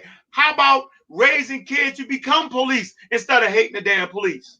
How about educating your kids? You know what I'm saying? It's important to have Black police in Black communities. It's very, very important to have family ties with the damn police. Because now he know the damn kids in the community. That's important. But we don't teach that, do we? Oh, everybody hate the police. Yeah, you hate the police until they got to scrape your ass off the daggone concrete. See, I've been in that life of crime. I've been in those situations, sis, where it was the police had to save my fucking ass after I got shot up. The Black Power people didn't come. It was the damn police that came and got me with guns and put my ass in an ambulance. So I got a different relationship with police. No, I don't like the damn police, but I understand it because everybody I ran with, they were serious criminals and they meant it and they did it. My homeboy shot a police in the damn head. He did 15 years. Lucky he didn't kill a damn police. Shout out to Brian Bagley, man. He dead now. That was my bodyguard. That's my man. Yo, I love that nigga. But we were serious dudes. So being a police officer ain't never been easy. All police ain't crazy. All police ain't bad. You got a few of them. But for the most part, man, they trying to get home to their families like you. Plain and simple, like it's a reality. Like I have friends that was in the police department. And when they came around, right, we just respected them. You feel me? So, man, it's a strange, it's a very thin line.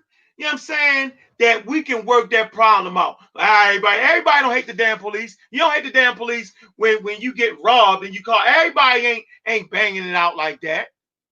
You know what I'm saying? Somebody steal your car, you call the damn police, right?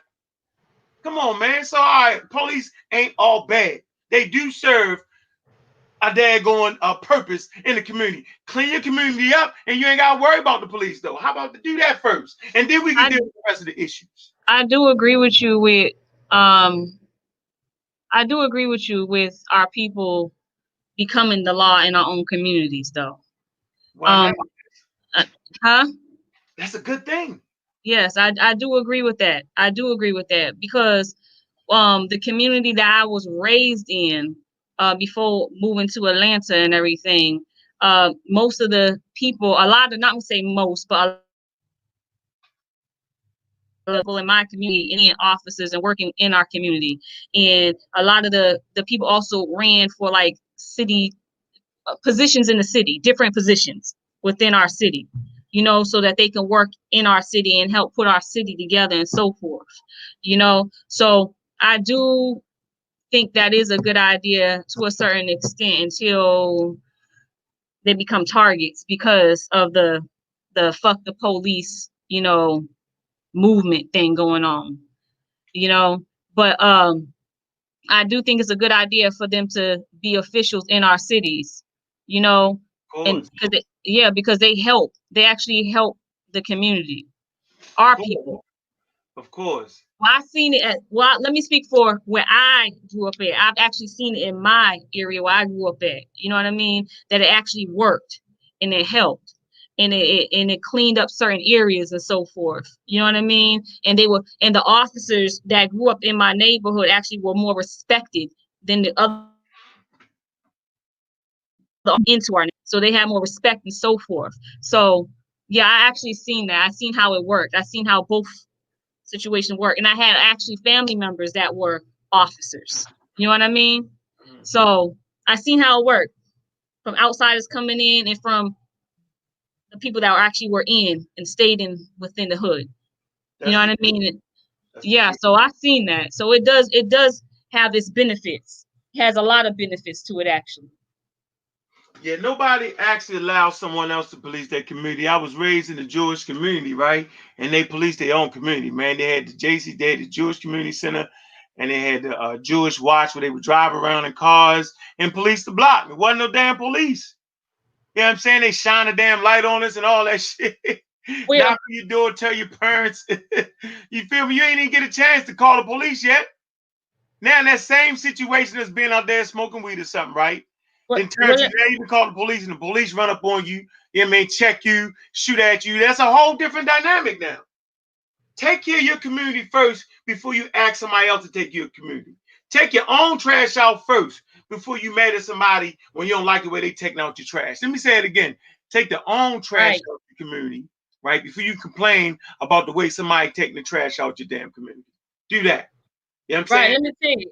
When I was living in a certain part of Georgia, right? Matter of fact, this area, there was a situation that went on with this white girl and this white boy in high school that I guess was putting some nigger stuff on something. And it kind of went viral all over social media. But I lived in that town, right? This just happened.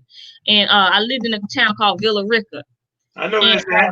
All right. So I lived there, right? That's where I used to live at. I ended up leaving from there because there was a lot of racism and stuff going on in that area. But I lived in a nice little community there, right? And it was majority white folks.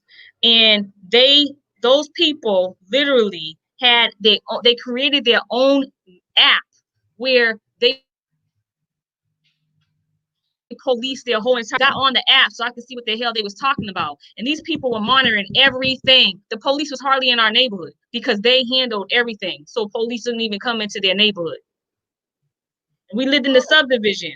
Police was hardly ever there, ever. Like they might have drove past, but they wasn't coming inside because the people within the and we did have some black folks in there. You know what I mean? It was some of us in there, but everyone kind of worked together so that police didn't have to come inside. And that's how it was the whole entire time I lived there. I lived there for some years. You know, And it was like it was nothing. They had their own little neighborhood watch going on. Literally, the whole neighborhood watched out on all ends. They use technology, man. So we're not excusing that damn We can racist. do that though. My Yeah, whole point to bring that up is that can be done within our neighborhoods, our communities. It could be done. You got to care about your community though. Not when Because I somebody watched it be done in that. Correct, right. So that means you got to care about your community way before somebody get killed by outside in your community. You know what I'm saying? Mm-hmm. It's too late then. Now you care. You know what I'm saying? Yep. It's too late then. So we got to figure, you know what I'm saying? We just got to figure out a way to just really navigate that situation, man. So I'm not letting those crazy police that stood around and watched that man die, man. They deserve to get fired, right? And get charged. But see, we got something that they consider to be due process. You know what I'm saying? You know what I mean? And you let the process work. We don't want to live in a lawless society because the shit can work both ways. You know what I'm saying? It can work both ways. Trust me with that. All right. It might not always work with you. So yeah, we want rules and regulations and laws. You know what I'm saying? So people can't run around. Because there's a lot of crazy people in communities, period. There's some people that are sick running around. I know my city, I come from Baltimore, Maryland. There's some people that are crazy. There are more good people, more loving, caring people, more drug-free people, right? But that little percentage, can actually terrorize the community, sis. You feel me? Can actually terrorize the community. So, yeah. All right. So those police gonna get what they supposed to get. The brothers and sisters and the Europeans they did the whole riot thing, man. So this is what I'm advocating, man. Everybody that was out in them streets running crazy, man, go ahead and get yourself a 14-day quarantine. Good job, though. Get yourself 14 days in the house, man, so y'all don't get nobody sick, man. All right, we figured it out. There you go. So the drug addiction thing, it causes a lot of crime, sis, right? And so, I spent a better part of my life, I ain't messed with drugs last 25 years. I got about 26 years, right? That I haven't, actually dabbled in dealing with drugs. You know what I'm saying? And, so that's a hard life to live, right? And I just hope to reach out and to help other people that can't make their mind up. Because remember, we talked about telling the truth at the beginning of the joint. It's about telling yourself the truth. You know what I'm saying? And that's the only way to get sober. And so black people got to look in the mirror and tell themselves the truth. Do you really want this freedom you claim you want? Or do you have the freedom, but you're just not taking advantage of it? It's like a drug habit, sis. You know what I'm saying? You are the control. You got control over the drug because you put the drug in you. And that's the hardest thing for the drug addict to realize, that it's actually them getting themselves high. You can blame the drug dealer, right? You can blame the Europeans for putting in your community, but at the end of the day, you got to pick it up. The same thing with us. We can blame the slavery piece, which was horrific, which was damaging, which still filters through our consciousness. We get that, but each individual can make a choice, right, to take advantage of the liberties, you know what I'm saying, that people like Malcolm X, Martin Luther King, Maggie Abbott, you know what I'm saying, and so on and so on and so on, fought and lost their life for. You can make that choice to do that. The same way the drug addict can make that choice not to put it in them. You can make that choice, you know what I'm saying, not to buy the most expensive tennis, you know what I'm saying, put a little something to side, you know what I'm saying, you know what I mean, and get your credit better, you know what I'm saying, to get in a better community. You can decide to take 3, 4, 5 families, you know what I'm saying, and when you purchase a house, purchase some land and build your house together, you know what I'm saying, because y'all got like minds. We can make those decisions because now we can actually take advantage of those opportunities. How do we know we can take advantage of those opportunities? Because people come in from other countries all the time and take advantage of the damn opportunities that we don't. And you got people from continental Africa, people from everywhere come to the United States and do that. So don't tell me that they just messing with us because they just messing with us. I don't even think they focused on us like that. I think that's some kind of mental disturbance when we think they're actually just focusing on us. No, they leave you to your own devices. That's what kill you the worst. You know what I'm saying? You know how your kids think they slick? You're like, all right, I'm gonna let you do your thing. And they always get themselves. Mm-hmm. They always overextend what they should do. You know what I'm saying? So at the end of the day, man, I think we're a powerful people, and we just got to take advantage of what we need to take advantage of. The same thing with the person that's strung out on drugs. They're actually powerful, but the drugs got them looking real weak. So racism, white supremacy got us looking real weak, but we really this big giant ready to move forward if we just take advantage of what we can take advantage of. And the things that we can't take advantage of, we fight for that to get that. Right. You feel me? We fight for that because this is a war. And you know what? Speed did the comparison. How you do the comparison? Look, how you do the comparison of racism and religion and drugs, right? Yeah. Since 1990, the potency and the purity of drugs has increased. Like it's increased. It's gone up. And that's been the same with religion and racism. Like it's been coming right in your face. It's like right there, right there, right there. And it's stronger and it's stronger and it's stronger every year.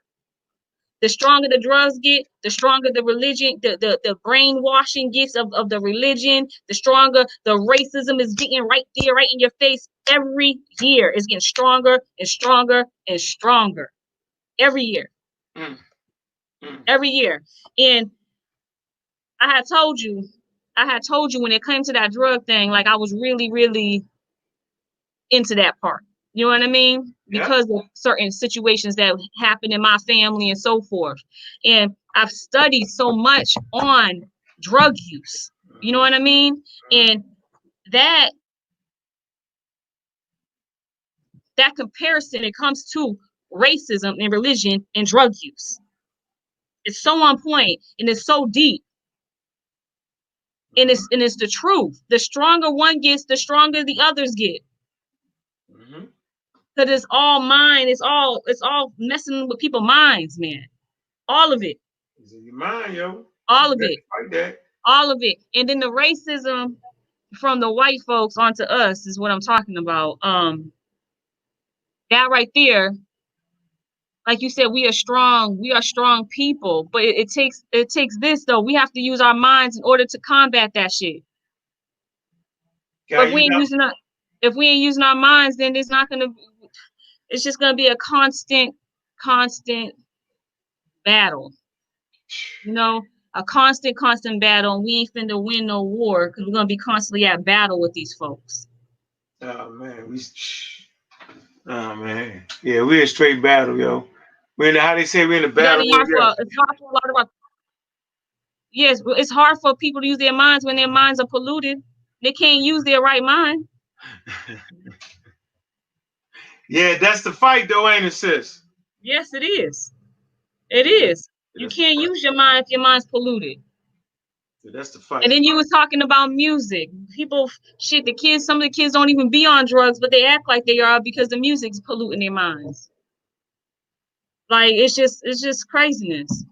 Yeah, so as parents, you got to figure out what your kids listen to, what you want to listen to, what you don't want to listen to. There can be no excuses why you're not going to be successful in America now. You can make no excuses for it because the poor people in America, sis, ain't even poor people to the rest of the world. That's what's bananas. Mm-hmm. Now that's bananas. Right. You know what? I didn't even post a show link. You know I'm wrong for that. Right. The poor people in America is not even really poor compared to other countries. I don't know. You got Nikes, you got cell phones. Come on, yo. Poor people ain't poor, yo. I never forget when I was homeless, sis. I never missed a meal. Yeah. Yeah, poor people ain't poor like that. Not here, at least. No. Not here, at least. A lot of times, right? Poor people that can't get the stuff is because their parents are on drugs, and they don't take the time. You know what I'm saying? To actually, go get the food and get the necessities. You're gonna find drugs in that environment like that. You know what I'm saying? When the kids are starving and all that. You know what I'm saying? Like it be the parents not taking advantage of programs and doing what they got to do. because they on drugs. You know what I'm saying? They taking the money. They taking the food stamps. They doing this. They doing that. So it's a vicious cycle. You feel me? And so Yeah. so a drug habit is the worst thing to the family. It destroys the family. You know what I'm saying? And it's a It does. struggle. It's a struggle. But once again, like I said, man, the drug addict has power, right, over his addiction. He actually can change that scenario. Just like the African in America, they have power over their situation. They just don't know it. You know what I'm saying? Cause you're so wrapped up in the moment. You so much wrapped up in what you're doing that, you know what I'm saying, that you forget you. You forget yourself. And that's why we like to bring conversations that bring you back to reality and who you are. So the same thing with the drug addict. He gets high for such a period of time, and he actually thinks that's his way of life. What I did, though, sis, I recognized, right, that, wait a minute, there was a time when I wasn't high. So if black people can imagine, right, that there was a time in their history when they was in charge of their thing, they can get back to that. That's why we teach what we teach, so you can see that there was a time when we was in control of our own thing, our own life. We could do that again. When you was in control of your own mind. Facts. When you was in control of your own mind. Facts, sis.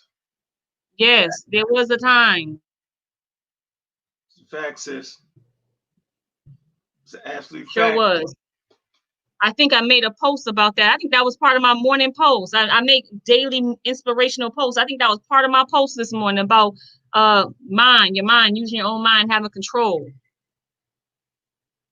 And like they say, the world we in, yo, the fight, yo, is 90% mental, man.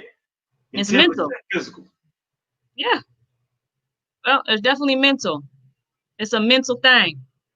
Discipline, right? So slavery eradicated. It tore apart the family structure. It tore apart a lot of values that we had, right? And so, you know, we fight to push and get those values back, right? But we also fight to move forward, not to get stuck in the past. We study the past, because he who understands the past, you know what I'm saying, understands the present. And if you can understand the present, right, then you can actually evaluate, you know what I'm saying, and be ready for your future. Simple as that. It's called long-term planning. It's having goals and ideas. My mother used to say, nothing comes to a dream but a dream. So we like the drug addict that's in a dream state. He wants better. He dreams better. When it comes time to wake up that morning and don't touch that drug, man, that whole cycle start again. You know what I'm saying? Get to the end of the night, man, I don't want to do this no more. I don't want to do this no more. I don't want to do this no more. I'm going to make it. I'm going to do it. You go to sleep, wake up. I'm going to do it. I'm going to do it. Back again. That's the same way we do it in America at times. You know, like right now, we riding, we want to do better, we want to do better, we want to do better. After all the smoke clear, after all the riding is cleared out, you know, how many of those brothers and sisters out there riding say, you know what, yo, I think I want a better life. I think I want to make sure the situation don't happen to another black person again. I think I want to be a lawyer. I think I want to become a doctor. I think I want to become a state prosecutor. Oh, no, let me clean my words, not a lot. Yeah. Yeah, I said a lot at first, but no. So how many of them people out there gonna make that decision? But yeah, I don't want, you know what I'm saying, sis, it is what it is. I mean, yeah. I have my whole, you know, I couldn't post about it. I feel terrible about what happened to him. You know, I feel terrible, but I didn't post about it though. I didn't post about it at all. I just kind of, I don't know. I look at a couple people post and I keep going. I just can't.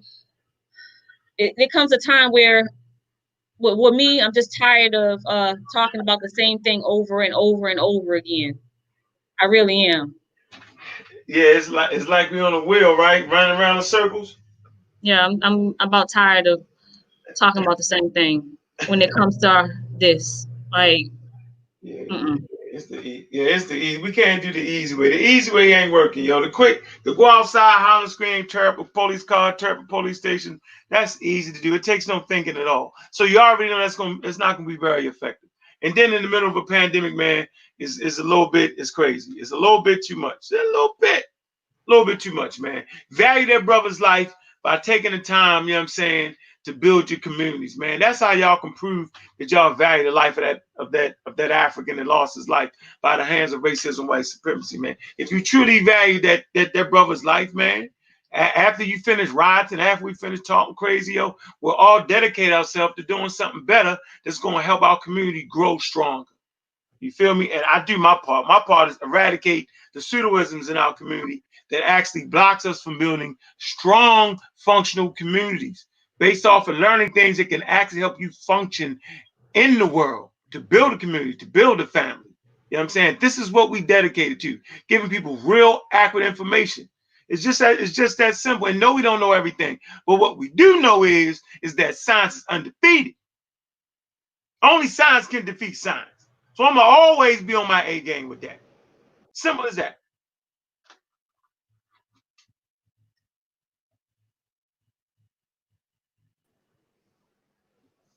You disappear. You went out like that. I told you what I'd be doing when I disappeared like that.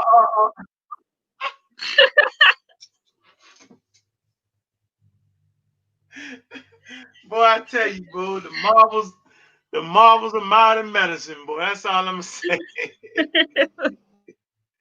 That's all I'm gonna say, man. Oh man. I told you like that. I was like, oh, I had man. to pop them back. I don't want people thinking I'm over here turning into the exorcist, something like that. I'm doing all this popping and stretching. Like, But not with that stomach like that. I know. No, Sarah, boy, got that God give it kind of earth. I'm telling you. I'm telling you. But let me see. I was looking at a couple of things.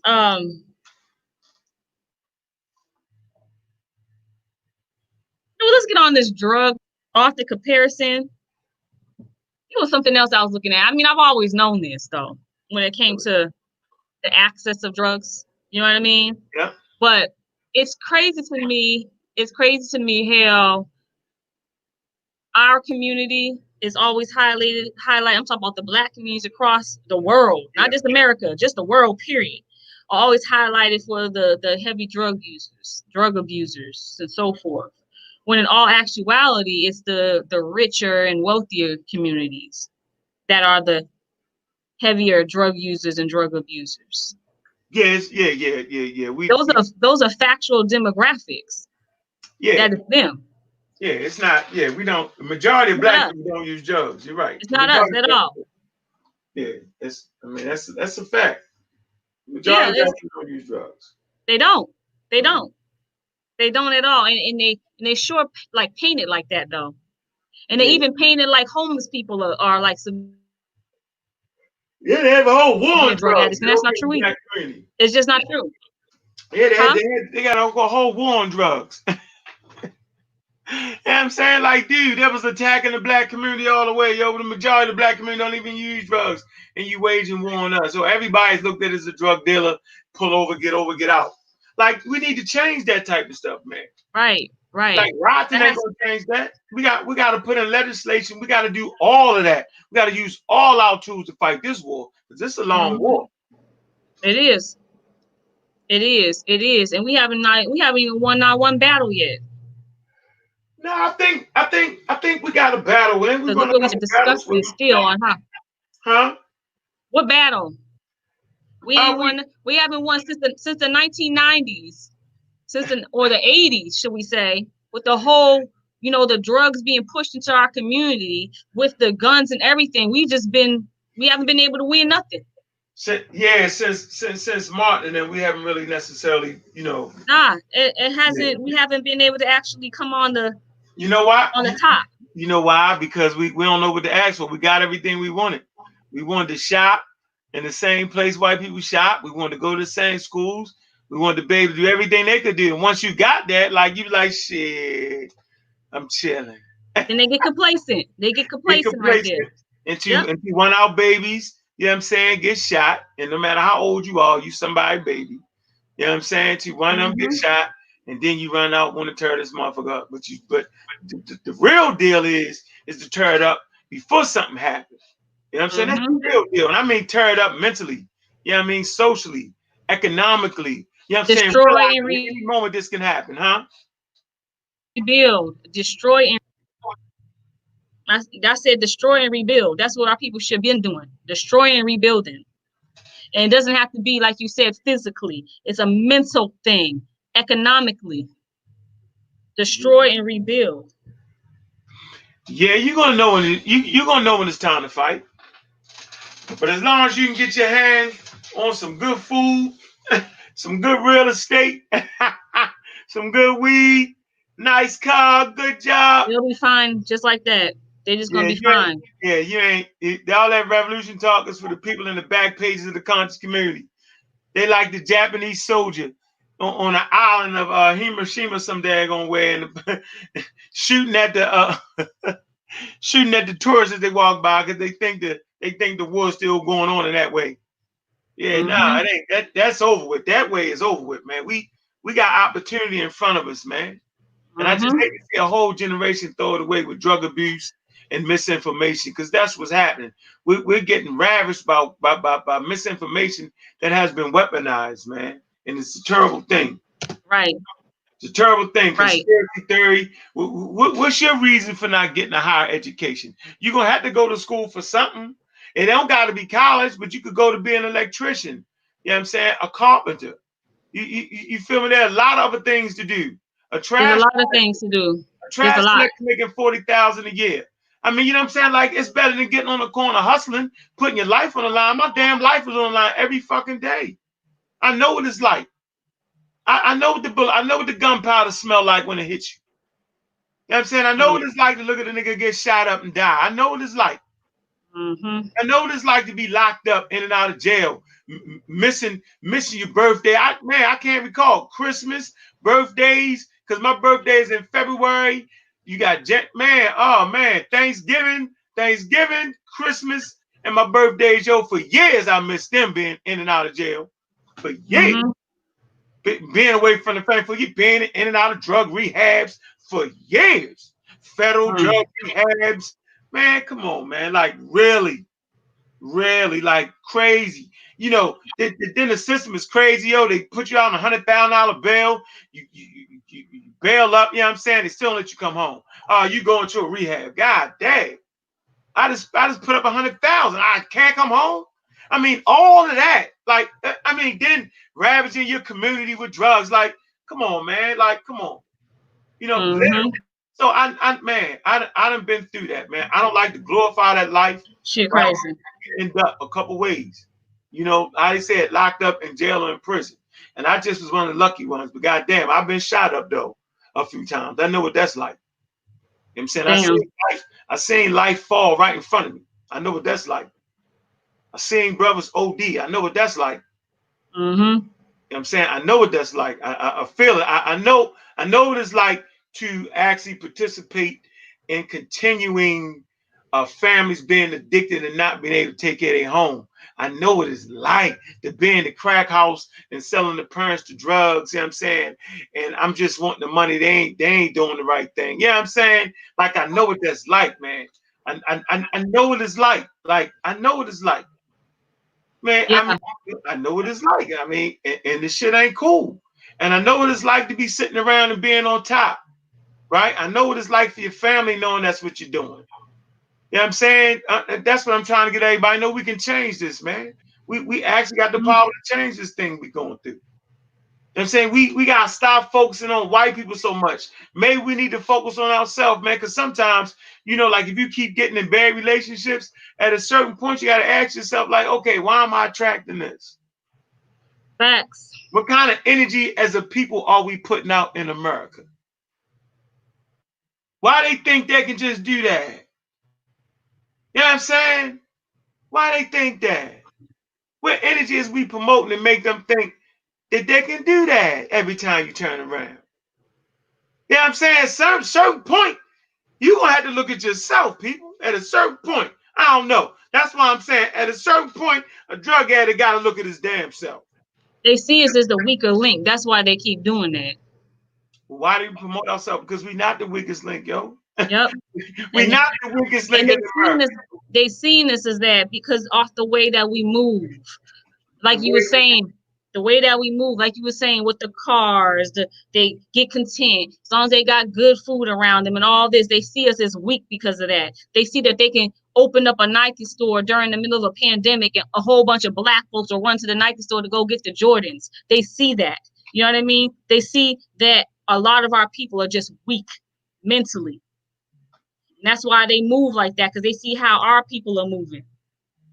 But when we start acting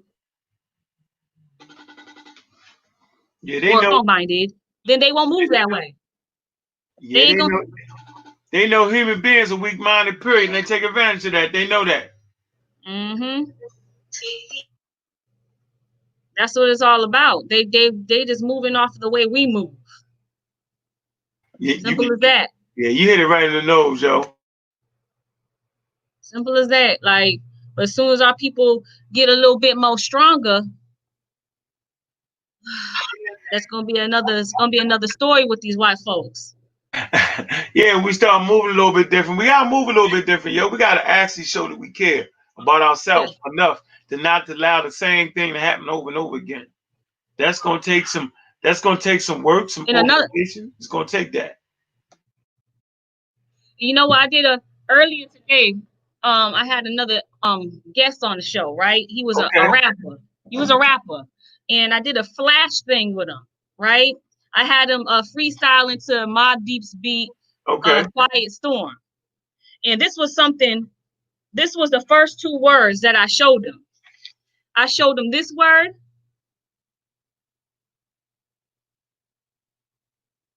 And then I showed, did you see that?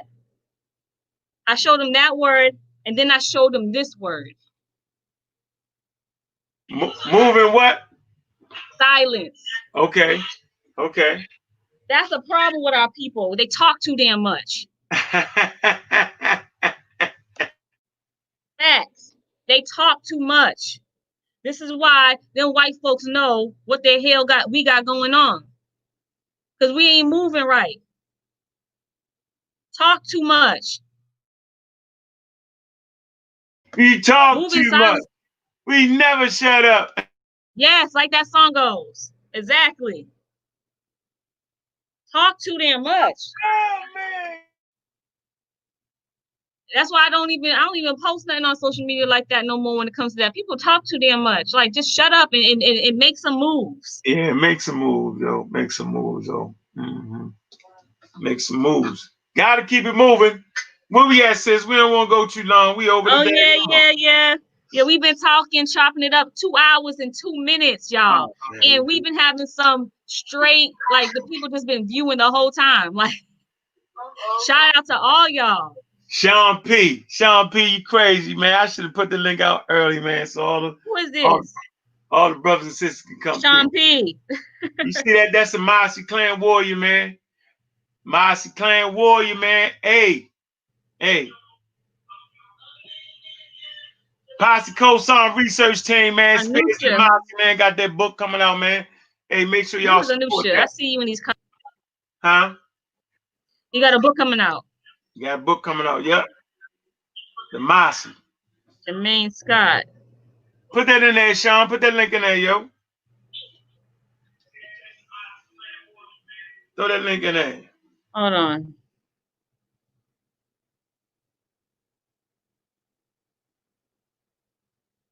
Ain't put the link in there, sis? Nah, not yet. All right, James Harris. Yeah, I'm just looking at some of these comments on here. Move them comments up there. Yeah, I was looking at some of these comments, reading some of them. What are you talking about? How you put them up there? I do it. I have to do it, I think. Let me see. Like this person right here. Where'd he go? James, right here. This is what he had said earlier. I didn't see this.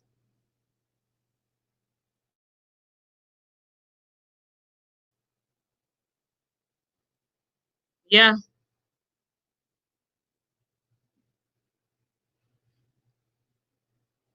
Your mic is on silent. What do you mean by that? The hell that mean? I think he was talking. I'm trying to figure out. I don't know when he said this because I'm just now reading it. I'm thinking. Man. What are you saying? I'm thinking he was saying that. This is what I'm thinking he was talking about. I don't know if he's still What? on watching or not, but I'm thinking he was talking about how you were saying the misinformation, how the people just take the truth and they just start mixing it and just lying about stuff. I think that's what he was talking about. Mm. Wow. They just take what they learn and start lying and twisting stuff. They start lying and twisting it, take what they learn. Oh, okay. All right. But what? Yeah. Yeah, that's a possibility. Here we go. Who's this? Oh, peace, peace, peace. I don't know who you are, but peace, peace. Peace, everyone that's watching. We done learned a lot tonight. I done learned a lot tonight. He had me reading a bunch of Greek names and stuff, had me looking all crazy over here. I'm like, what the hell is this? These damn Greek people? A lot of chemistry words, you know what I'm saying? Oh, yeah. And I'm looking at those too. I'm like, a lot of plants. I still got this stuff pulled up. A lot of different plants. Yeah, read what the hell I sent you on Facebook though while you playing. You asked me about that documentary, right? What I did was I pulled up. I did read that, the screenshot. Yeah, I seen that. Yeah. Donald Trump supporting ass group of crazy, the bunch of non-mainstream making up shit as they go documentary. Yeah, I did read that. I did see that. See, you should have pulled it. Then I put the article, the whole thing in there for you, didn't I? So you can read up on the company. Let me see what you just gave screenshot. It was just a screenshot. Wasn't no link though. But it was just a screenshot. Epic Time. It's called the Epic Times. That's the newspaper that actually produced that documentary. Yeah, Type it in and read up on that company. It's actually a religious organization. How about that? In China. Hiding and shit. All right. It's very interesting right there. And they support Donald Trump. I don't get all of that. They gave more to his campaign than anybody. Go figure all that. So he's back. They backing up what he's saying about the coronavirus and all that. Non-scientific. You feel me? And they put out that. You see how good that documentary looked. But if you got scientific literacy, you can say, nah. As soon as I started playing, I looked at some of the people. Right, I'd already seen them. I already seen what they was. They was anti-vaxxers. I already knew what I was looking at. This is what we need to be able to do. It sounded good though. I ain't gonna lie. It sounded good. Yeah, that's why I sent it to you. I said, I'm gonna find the link. I'm gonna send it to you. And I said, let me know what you find out of it. And you sure enough pulled up that. Bang. Yeah, because this is what we do. We're a resource to the community, sis. Absolutely. You know what I mean? Scientific literacy is a vaccine against the charlatans in your community. Plain and simple. Plain and simple. We can catch them cheating. Definitely catch them cheating. That's right. We can definitely catch them cheating. But all right, sis, we don't want to go. We didn't wait for 2 years. Don't hear mad long, man. Yeah, we done went over 2 hours. This was a great show. Yeah, it was. I appreciate it. I'm gonna tune in Saturday. You're gonna have your homeboy on there. Yeah, so he coming on Friday. He coming on Friday. He gonna be on Friday. Yeah. Tell him brother Unc said shout out to him. I will. I will. Tell him I appreciate all that free advertisement. He did about 20 videos on me. Tell him I say thanks for free. What? Yeah. Tell him I say thanks for the free advertisement, man. I ain't a hater. You know what I'm saying? I ain't a hater. When they stop thinking about you, then you're in trouble. I don't think he mentioned you in the song though. That's all his song. Of course. He did. Of course he did. That song was hella funny. I'm gonna play it tomorrow. I was like, yo, the song's hella funny though. I'm the police because I teach science. He did good with it. The song was hella funny. Like, right. I ain't mad, but I'm the police though because I teach science though. See, I'm the agent. They call me the agent because I teach science. You get that though, right? Huh. Oh, I seen that in the comments. Huh? I seen that in the comments. What? On your comments, they were saying that about you. Right. On your page. I ain't mad. Yeah, I'm the good. I'm officer friendly then. Yeah, I seen that. I seen that. I seen that. I seen that.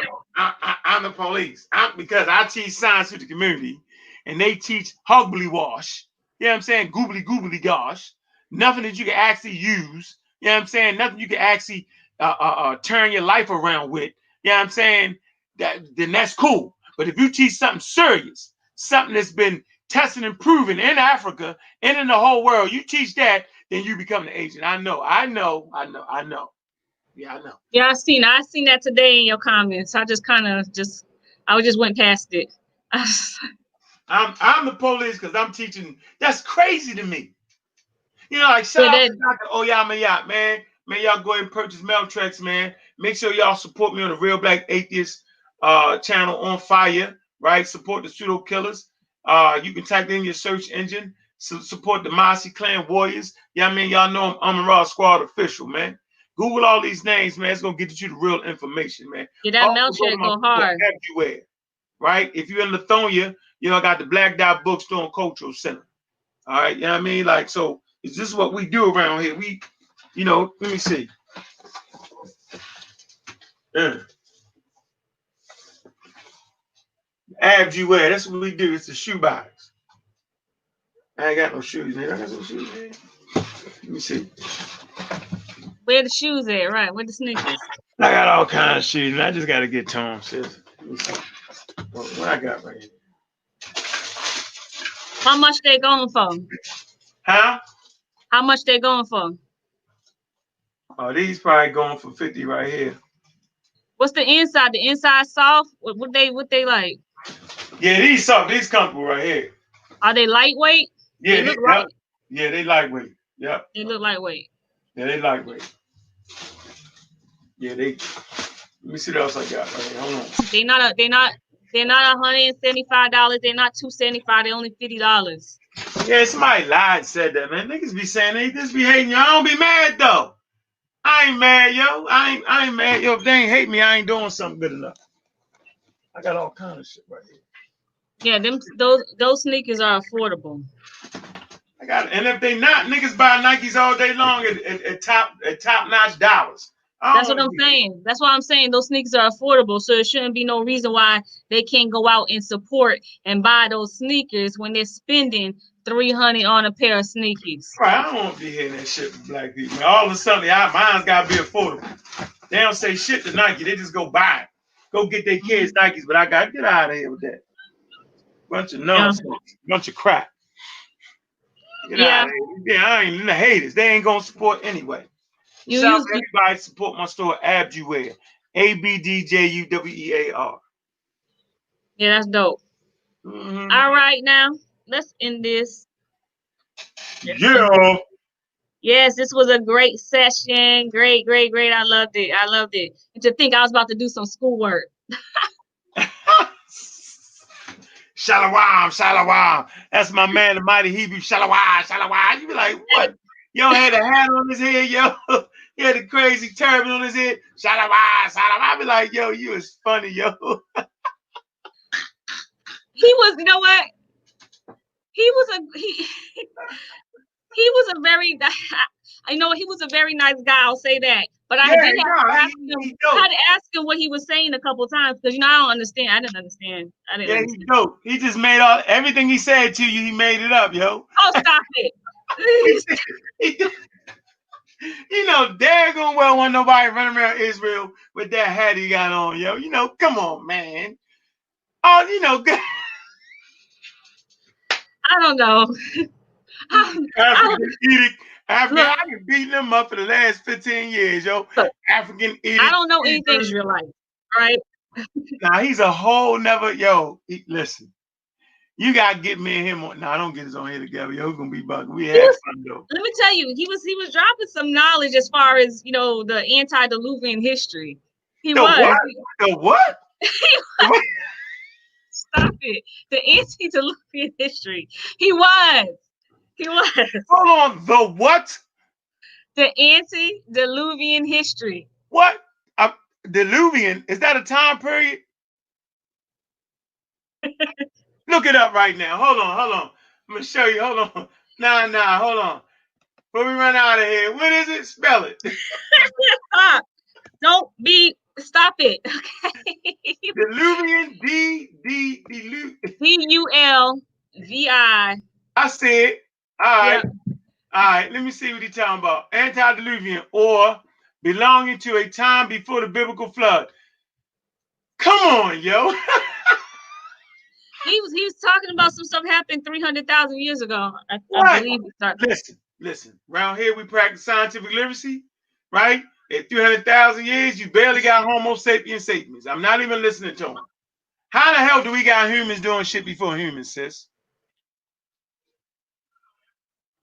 How's that any knowledge we can do something with? He talking about a time period with Homo erectus, Homo agaster, you know what I'm saying? Zinthopithecus boise, they not humans. Remember, Ethiopia, the oldest Homo sapiens sapien in Ethiopia is 190,000 years ago. I mean, seriously, like, come on, man. Like, I've already beat him up on that. So anytime he want to get it in on that, we can do it. I beat him up. That's my man. I beat him up, though. He's coming back on. How about that? I won't even study. I'll be like, yo, let's do that. Let's do that topic. I'm going to beat him up. Before the flood. At 300,000 years. Stop it. Look. Stop. See, he knew it sounds good, though. Yeah, he got this. No, that's the mighty Hebrew. Now, your game is A-tight. He going to sound good. That's the mighty Hebrew right there. You ain't going to run up in there, you know what I'm saying, and be new to this and think you're going to get around him. No, you're not. No, you're not. You're not going to get around him. You got to be scientifically literate, then you smoke him. Then he done. He like a Palestinian throwing a rock at the tank. This scientific literacy tank. That's what it really is. And I ain't trying to sound like, you know what I'm saying, I know everything. I'm just saying they ain't getting around science. 300,000, 400,000 years ago. Man, get out of here, man. Where's the fossil record on that? Where's the bones at for that? Look. He knew he was talking about, okay? Shalom. Yo made up his own language, yo. Yo, they did all that. He learned that from someone. They made it up. I'm telling you. Remember, I was raised in the Jewish community. But he learned that, though, because he said it over and over again. He learned that. He was saying something. No, man, no. He was saying something. I'm telling you, he said it over and over again. He definitely was saying something. We're gonna let him have it, man. You know what? We're gonna absolutely let him have that. He was saying something. Stop it. He was saying something. No. He was saying something because he said it with confidence. He said something.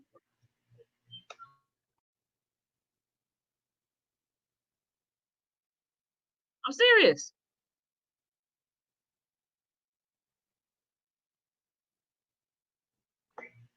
Man, yeah, all right. So okay, yeah, he was saying something.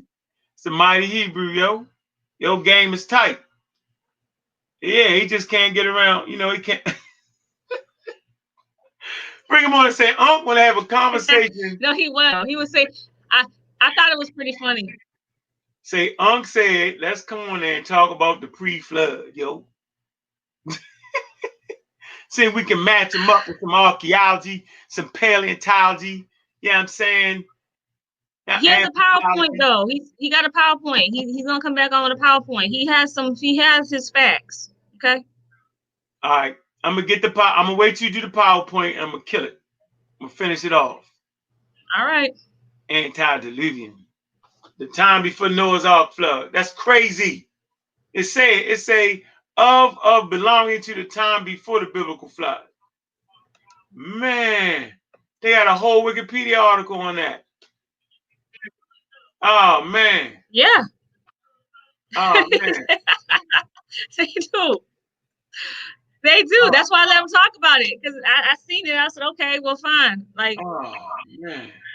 That's what he wanted to talk about. And I read some stuff on it. I'm like, okay, go ahead and talk about it. Oh. Look, check this out. Early geography.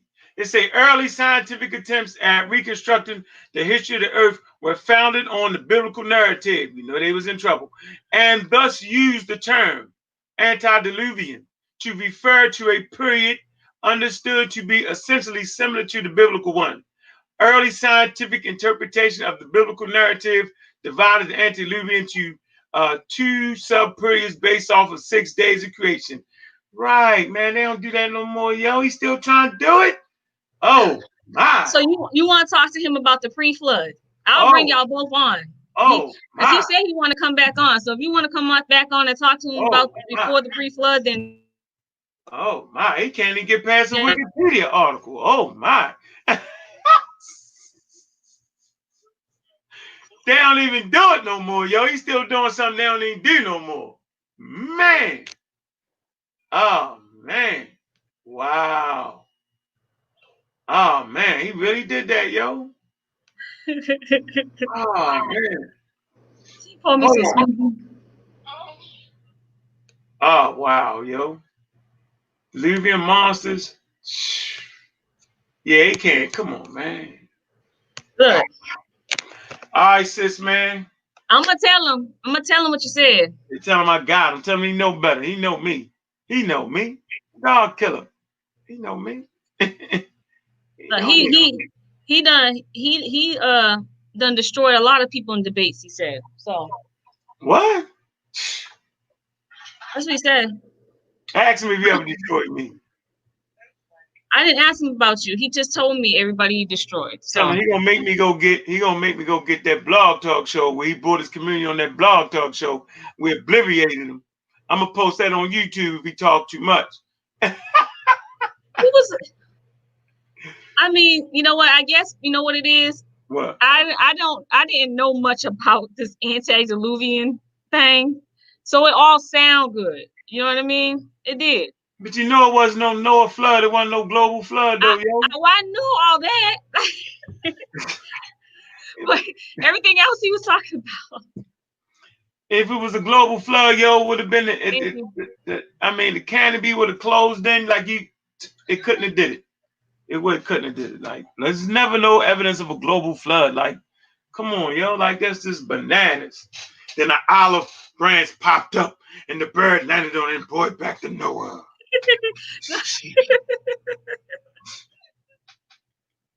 That's crazy. God made the earth for 7 and rested on the 7th day. The man was evil, so I killed all of them. The man you made was evil. Let me get this straight. The man you made was so evil that you killed all of them. You didn't know that? You didn't know you was going to make an evil man that you would have to kill? God didn't know? Let me stop.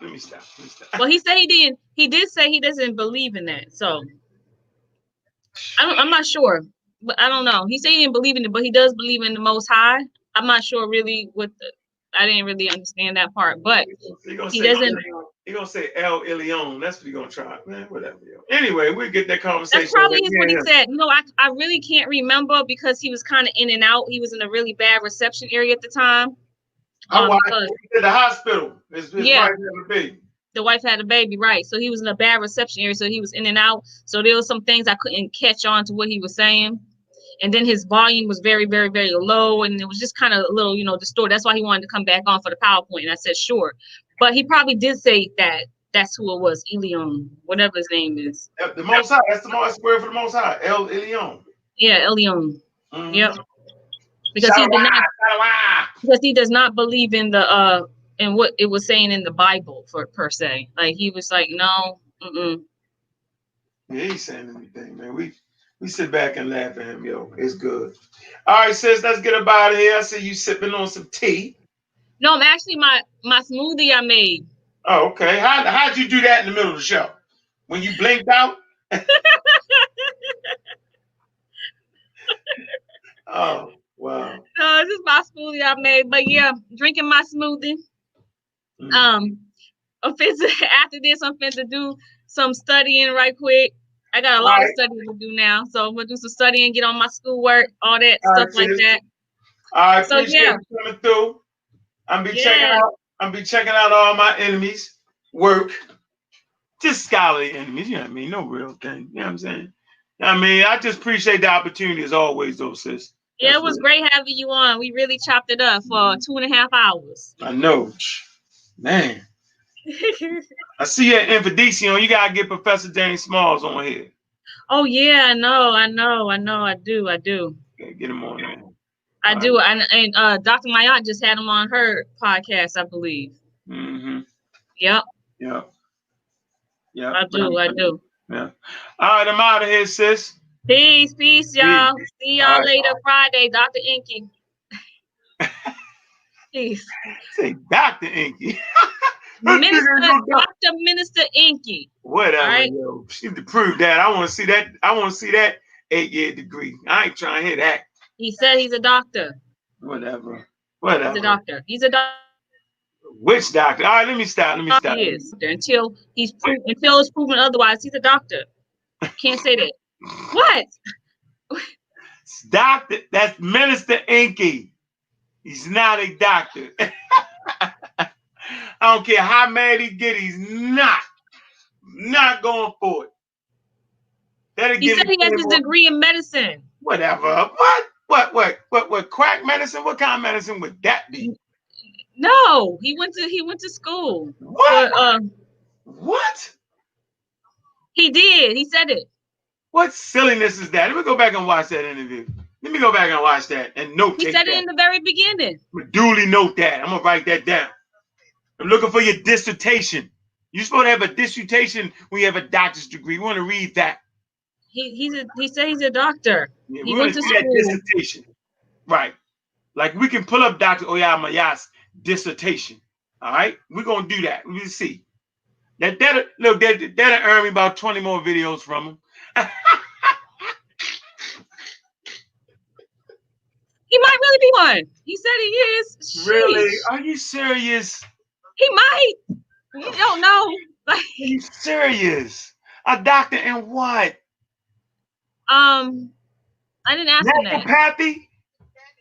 Now he's a naturopathic doctor. Come on. You know what I think he is? I think that is what he said. He's a doctor in naturopath. He's a naturopathic doctor. Pseudoscience doctor then, because it said it's pseudoscience. It says it. All right. We're going to see y'all later. We're going to see y'all later. Peace. All right, peace. It's the scoop with Spy React. Go out.